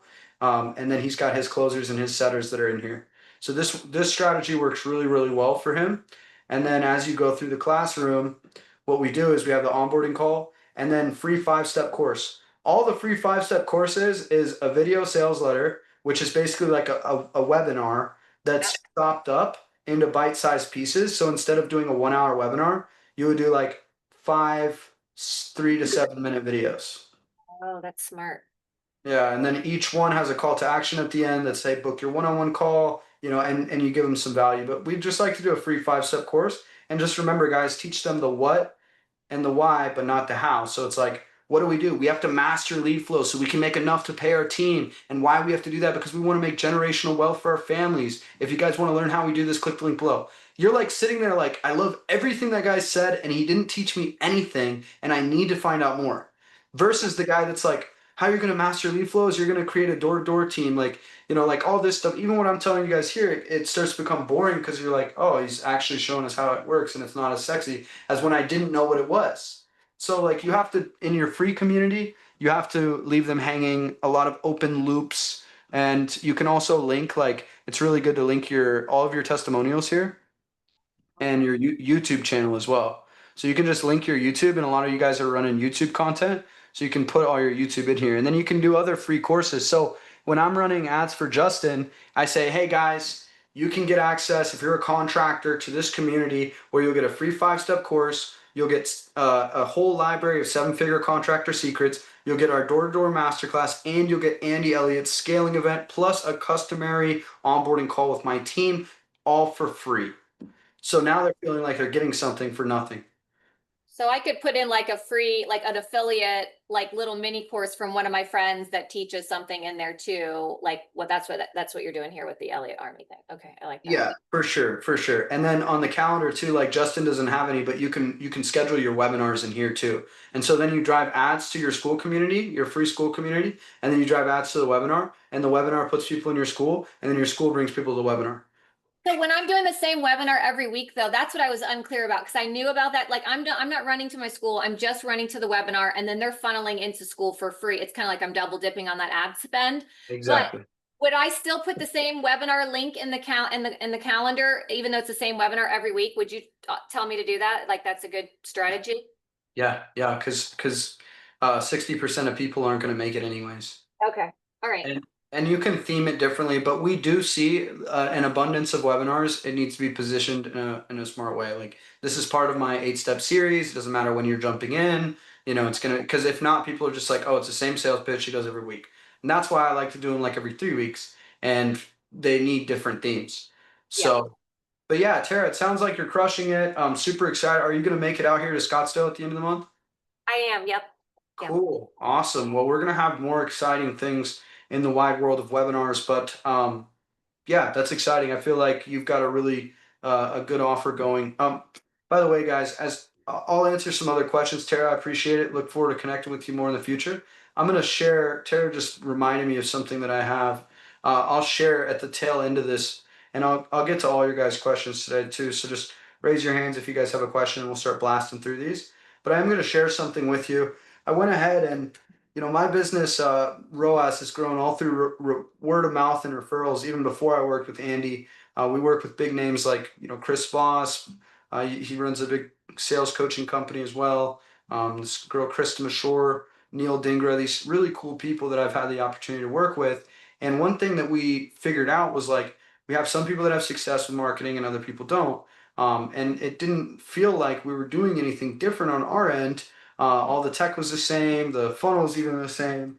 You know, they're trying to do the same thing, but it wasn't working. And so we sat down and we actually figured out exactly what all of our top clients had in common. And I can share this, but I won't share this right away because I have to go in and edit some information off of here. This is like an internal document, but I just want to share this with you guys because I want to help and provide as much value as I can. So all of our successful clients, we put them all down, and we had like 60. Okay, and we had some of them that were like very successful, some of them that were, you know, like just successful by all means necessary. And what we found is all the ones that breached the levels of success, they had a clearly defined niche and audience, like Krista, who helps real estate agents to do better marketing, or Nick Saka, who helps insurance agents to launch their social media. So they solve a very specific problem very clearly. They've got proven proof of concept testimonial screenshots. Their offer is positioned as the new way or a unique methodology. This is important. If you guys just start saying, hey, this is the new way to generate listings in real estate, or this is the new way to people, like that works, the new way, the one thing, the 3-step secrets, for some reason those always work. Clear value stack with urgency and limited time pricing, professional headshots and high quality photos. Some of you guys need to go get a photo shoot. You don't have any marketing materials. People can't see your face. Clear branding and consistent visual identity, professional images integrated across funnels, ads, and pages, simple landing pages, confirmation pages, checkout pages, webinar, VSL, you know, good video. But the main thing, like, yeah, this stuff isn't as essential, but the main thing is like right here, like all of them had these 2 things super clear. And anybody who didn't have as much success, they didn't have as much of a defined niche, a defined audience, and they couldn't solve a very specific problem clearly. So when it came down to like, what do you do? It's like, well, what don't I do? Like I do it all. Like I can help anybody. It's like, oh, you're not going to be successful with that mindset in this, and specifically in ads. Like that's the right mindset. And I love where your heart's at. But the reality is you have to be very, very tactical in order to be successful. And what I like to say is it's multiplication by subtraction. You subtract all these people away completely that aren't a good fit for you and repulse them away. Like that's what Andy does. Andy repulses people that aren't a good fit for him. And then the only people that are left are buyers, because they're the only ones that like resonate with that messaging. If you play the fence too hard, and you try to be too, like you don't try to be controversial enough, you don't put your personality out, you don't take off the mask, it's going to be hard for you to get tried and true customers that actually love you. Okay, let me see what I got. Oh, Lucas, last slide back up. Yeah, boss, I got you. And go ahead, Zach Radashak. What a sweet name, man. Thanks. Hey, mine's real quick. I've been working with Carlos trying to get my Instagram connected to my Facebook, and I just wanted a simple question is it's supposed to connect to like the fan page, is what I keep getting told. But every time I connect it, it reconnects to my main profile. So, I mean, I don't want to take up everybody else's time, but if maybe we can connect after another time, but I'm just trying to get that set up so like that's done and I can move on. But it's not linked to my fan page for some reason. It just goes to my profile. I do stories. Everything pumps to my main profile, and I just want it to go to the fan page. Hey, So, Zach, I know you're here in Arizona, right? yes, sir. Why don't you come by the office one of these days and we do it live? All right, cool. Sounds good. Yeah, Perfect. it's one of those things, man. Like Yeah, yeah, it's just Facebook. Yeah. yeah, I've it's been weird. racking my brain on it all day. I'm like going through watching 10 million videos, trying to figure out all the things. I'm in like four I different, know. but either way, I don't want to take up everybody's time. So, Yeah. No, all of you guys will have to deal with that same annoying thing. Like Facebook will literally stump people where they'll stop running ads and they're like, "Oh yeah, I got like I lost access to a profile or like I lost like the ad account gosh." Like that stuff will happen and it will literally stop your entire business. You just have to find a way around. We've sat on Zoom for 4 hours with my team and with other people trying to just get an Instagram linked up to a Facebook. It's nothing that you're doing wrong. It's nothing that the person you're working with is doing wrong. It's just that Facebook changes up a bunch of stuff. Like I met Ty Lopez last year, and Ty is like, I think whoever works at Facebook is on a lot of drugs. And I was like, why, Ty? And he's like, because it's a crackhead that can only understand it. And I was like, oh yeah, I guess that's relatively true. What does that say about me? No. And so You understand it very well. yeah, I was That's like, oh, what's it makes happening. sense to me, man. No, but that's the reality is like you guys will all deal with getting zucked, and it's annoying, but it happens. Ali Obeid, if you're there, go ahead and unmute yourself, ask your question. Ali, we'll come back to you. Well, can you hear me? Oh, yep, we got you. All right. Hi. First of all, it was a great session, and I just have one question. Yes, please. I run ads for like a social media marketing agency, and at Mm. first we generated a lot of leads, but most of them weren't qualified. Like many went straight to voicemail. Some people didn't even know how their form got filled out, and others who did fill it themselves couldn't actually afford the service. This led me to believe that the issue was either with our creative or the service itself. Later, when I switched to a higher intent form, the leads completely stopped coming in. I suspect this might have been more of a budget issue than the form itself. So, what's your take on that? And just another follow-up question. Like, in your opinion, what should be the daily budget for social media marketing lead ads, and what should be our monthly budget? Yeah, so it's all relevant. It's all relative to your offer. So, starting with your last question, what should a social media ad budget be? I like to set my budget at a monthly level and I'll think, hey, I'm going to put 5K in this month. And if I know my price point, like I charge 5K a month, for example, then I'm like, okay, if I'm going to spend 5K on ads, my goal is to get one customer at 5K a month.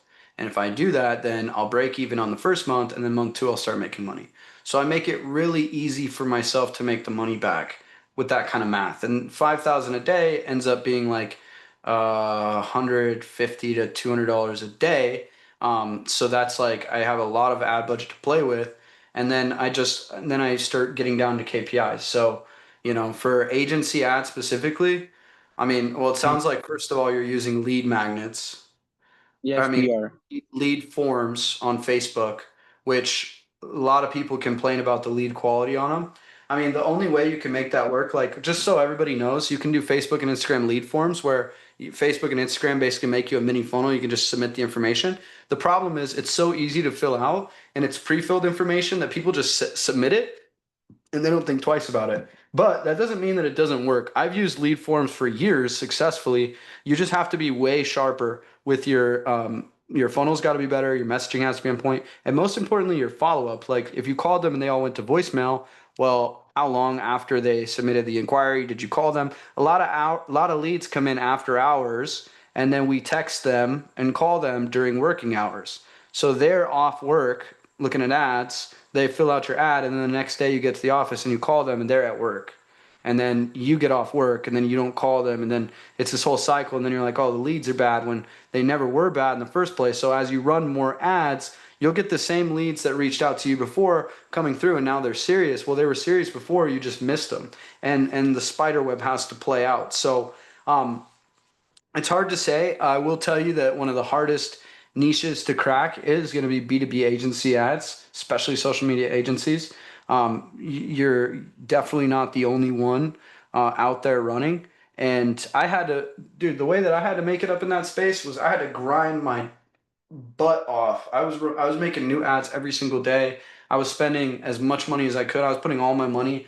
If it wasn't payroll, it was all into ad spend. I would go zero in my bank account in 2021, 2022 on just ad spend. And then I'd have leads and I'd be like, I got to close these or else I'm not going to be able to make payroll.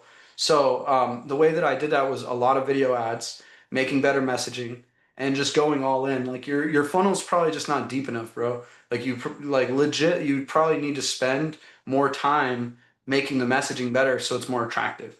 It probably is, like more generic. It's probably not super unique. And if you copied anybody or funnel hacked anybody and it's not unique, I'm not saying this happens to you, but I'm saying I see this in agency ads a lot. It's not going to work. Like the reason my ads started working, my ads started printing after 3 years. And I was like, dang, the ads haven't changed much. It was because they'd been seeing my same ads for 3 years, different versions of the same messaging. So you just got to go in deep with that. And if you want to run a really good agency ad, you have to come up with crazy offers. Like I had an offer once, you'll sell 30 cars in 30 days guaranteed, or your money back plus $3,000 for your wasted time. And I got everybody reaching out to me, but it was a 25K offer. And so, everybody reached out, and then I would downsell them, and only a couple people qualified for the 25K. And I found that over time, I didn't like the type of people it was attracting. So then I started being very system focused and focusing on my unique system and process. And remember, the coaching story arc is you were in a lot of pain. You solved it for yourself. I was working as a car detailer, and I wanted to sell cars for myself. I figured out I could use Facebook ads. And by accident, I spent $100. I made $3,000, almost $4,000. I printed $1 million in that day. And then somebody introduced me to somebody else. I started running it for their dealership. Well, they made $30,000 in the first 3 weeks. And then they basically told me, like, I have to start running ads. They want to partner with me. They introduced me to like 10 other dealerships. And then before I knew it, I was making $100K a month. And I had just started my LLC months before. This would be my coaching story arc. And this is all true, by the way. And this is how I came up. And that's why, like, none of the 20-year-olds in their mom's basements running ads could compete with me, because I'm like, I actually been where you've been. I've actually been on the dealership. After I started selling cars, I worked in that dealership for a year and just used ads just to attract car sales for myself. So I know how your dealership feels. I know what all these guys are selling.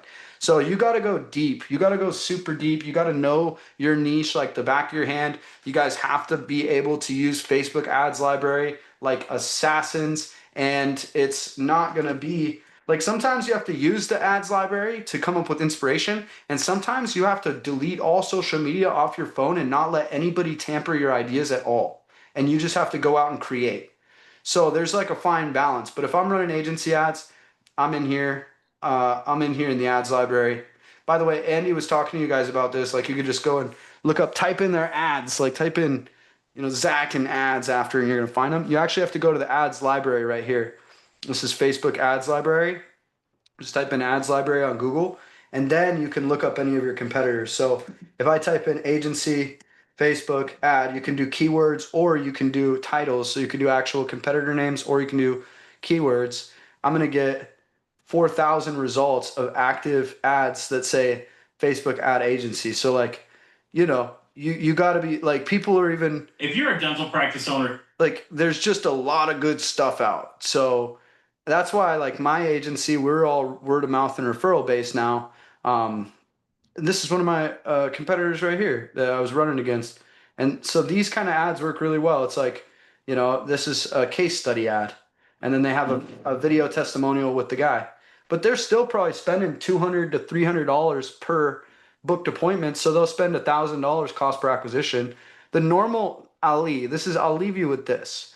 Okay. I'm really close. Like, so what I do, guys, is I find in the Facebook ads library, I find my competitor agency, and then I reach out to them as if I was a dealership. And then I tell them who I actually am after I ask them all the questions I need to know. And then I'm like, yeah, maybe we should like connect. Like, you have an agency, I have an agency. And then I connect with the CEO, and then I find out like roughly what they're spending on ads, what their cost per acquisition is. And I tell them mine, and I give them some secrets, and they give me some secrets. And then I have like these alliances. And I've done this with all the main auto agencies in the entire space.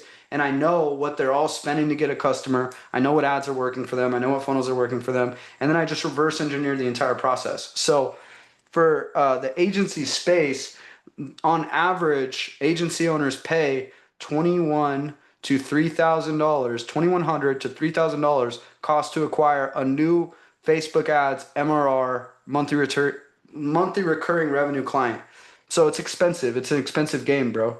And if you're not going to play that expensive game, or you can't due to budget restrictions or whatever, maybe you can ball out, but you have to outspend in that game, or you have to outcreate. And you have to come up with the sickest lead magnet that everyone wants, the free training everybody wants to see, the secret guide that nobody knew existed that they all want. You have to come up with that, and you have to pioneer that, and you have to be the face of that, and you have to do it bold, and you have to do it aggressively. And when everybody's doing one thing, you have to go back and do the complete other thing. So hopefully that helps, man. Just don't give up. And no matter what, it'll work for you. Just don't give up. That's really good. That's really great. Like, it's really helpful. Just one short question I need to ask. Uh-huh. Like, I'm running ads. I'm not going much into detailed targeting because I've tried that. But since you mentioned that I should go for some specific niche, like some specific businesses in the start, like it could be car dealership or anything else like that. So should I target those type of business owners in the Facebook ad, or I should go for the generic approach when it comes to targeting? Who have you helped the most before? And you're like, have you validated it organically? Actually, we just started, so we don't have much data of like customers, but we have helped people who are into like fisheries, corals business. Okay, got it. Yeah, man. So you're gonna want to like I have a stack of business cards. When I first started my business, I literally uploaded all my business cards to a CRM and started sending them emails and texts. Like, you should go out and find somebody you know and do it for them for a reduced fee or even free, and ask them if you can do a good job for them, if they'll give you a testimonial and get a case study, and stack up like 5 of those.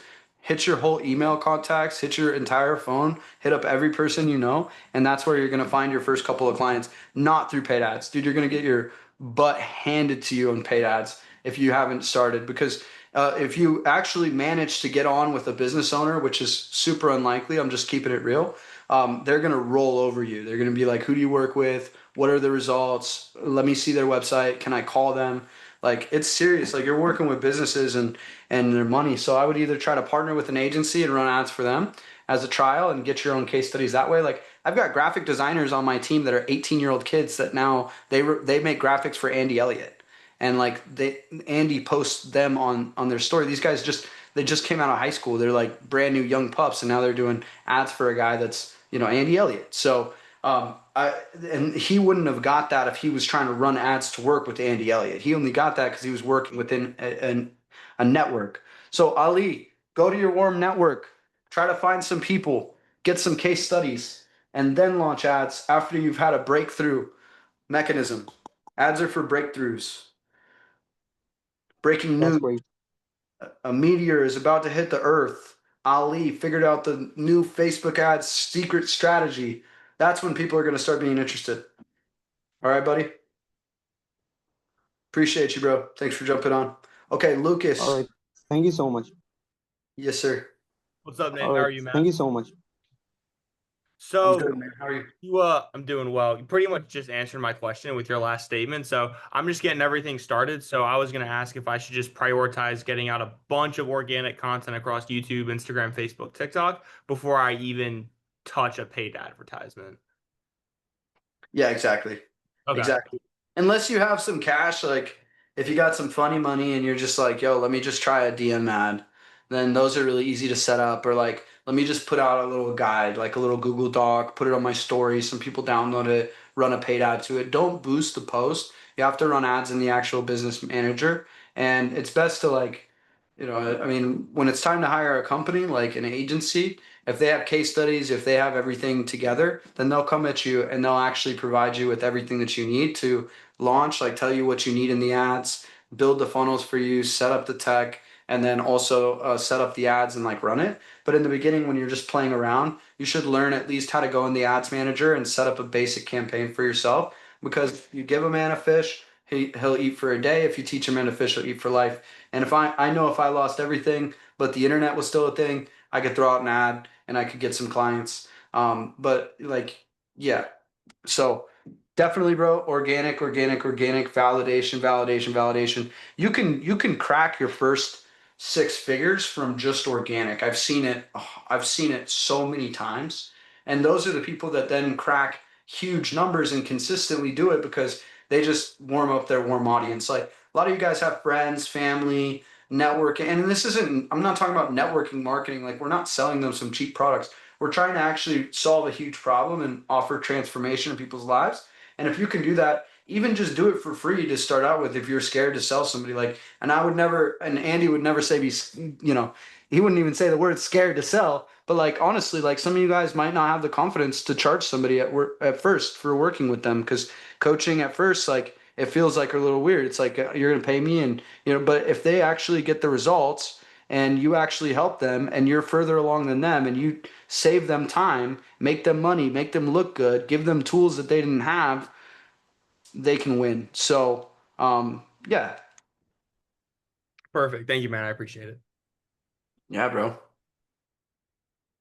All right. Anybody else got any questions? One thing I wanted to talk to you guys about just before we get off of here is targeting. A lot of people are like, how do I target? Okay. So there's Advantage Plus now. It's like Facebook's product. They try to optimize your targeting for you with AI. Then there's open targeting. And then there's like actually manually retargeting. There's different ways to set up your campaigns. You could set them up at the campaign level. You could set them up at the ad set level. Basically, you can let Facebook choose how it wants to distribute the budget across all your ads, or you can give a specific budget to a specific ad. So what am I supposed to do? Well, what's working the best these days is it's not about how you set it up almost at all. As long as you have a pixel, which is the tracking code, installed inside of your ad account and inside your website that's gathering cookies and stuff and tracking people around, tracing them, following them, chasing them down. As long as you have that thing on, then it's not about the buttons you press in the back end almost at all. You could have I've tested it, every different setup. It all comes down to one thing, and that's the creative of what the ad actually has on it. Whatever the ad says and whatever the picture shows, that's what is going to make the ad successful or not. So, for example, let me just open this up. Okay, that's Andy's ad. I always get Andy's ad first. I always get all my clients' ads first. Okay, so whenever you find an ad, I was just seeing if I could find a good one, but okay, so this one's good enough. Okay, so this one's the Aspire Tour, free training, and it's the real estate masterclass, free training, $430 billion real estate investing. Most people never get into real estate. So right now I'm hovering over it. This is hovering time. Now I move myself back and forth a little bit. This to the platform, this looks like a real person's engagement. I'm still hovering. Now I'm clicking. Okay, I'm clicking. I'm hovering. I'm reading through, I'm spending time, and then I'm clicking. If I have an engagement like that, Facebook and Instagram are going to take those signals and say, wow, that guy must be into real estate. And then it's going to go and show it to somebody else that has the same kind of archetype as me. And not only that, but now that I clicked on this ad that has real estate, I almost guarantee that it's very, very likely that it's going to start showing me 2 to 3 more real estate specific ads. Like it's so fast at switching up what it's showing you. And so like I'm an agency owner, so I click on everybody's ads. Look at this. Real estate investor, multifamily school. This guy copied our graphic. This is one of our clients' graphics that this guy copied. That happens when you're doing big things. But look, real estate. And the first ad that I saw in real estate, I clicked through like several, like Andy's. I saw another client. I saw another one, a course one. And then I clicked on the real estate one. I hovered over it. I clicked on this one. Now I'm hovering. Now I'm clicking. And now I'm going to school. Now Facebook is more likely to go and refer me another real estate ad. And the same is true for now. It's going to find this ad and go and pair it to another guy like me. So it all happens with how somebody clicks on your ad. So how do you optimize that? By getting the right person to click on your ad and the wrong person to keep scrolling. And that is it, guys. That is the game. So all of this boils down to where we started, messaging, what you say, how sharp you can make that. That is the indicator that will help somebody on the other side know that you're legitimate, that you're real, that you really mean this stuff. And video scripts, reading from a teleprompter, you just have to learn how to say what needs to be said. So, yeah, if anybody else has any questions, you guys feel free. I've done multiple millions of dollars in advertising spend this year, and we've done 8 figures in client results just this year already, probably close to 9. So we do these webinars. We do it for higher ticket coaches. We do it also for people that are just starting out. So if you guys have any other questions related to speed to lead, marketing, advertising, let me know, and then we'll jump off here so you guys can all have a good night. Appreciate you guys sticking on. Chuck, you had a question. You're good? Okay. Sweet, guys. Great job, Mr. Nate. Thank you, guys. Thank you, and see you next week with Andy back on Monday. You guys enjoy. I'll see you guys in Arizona, those of you guys that come.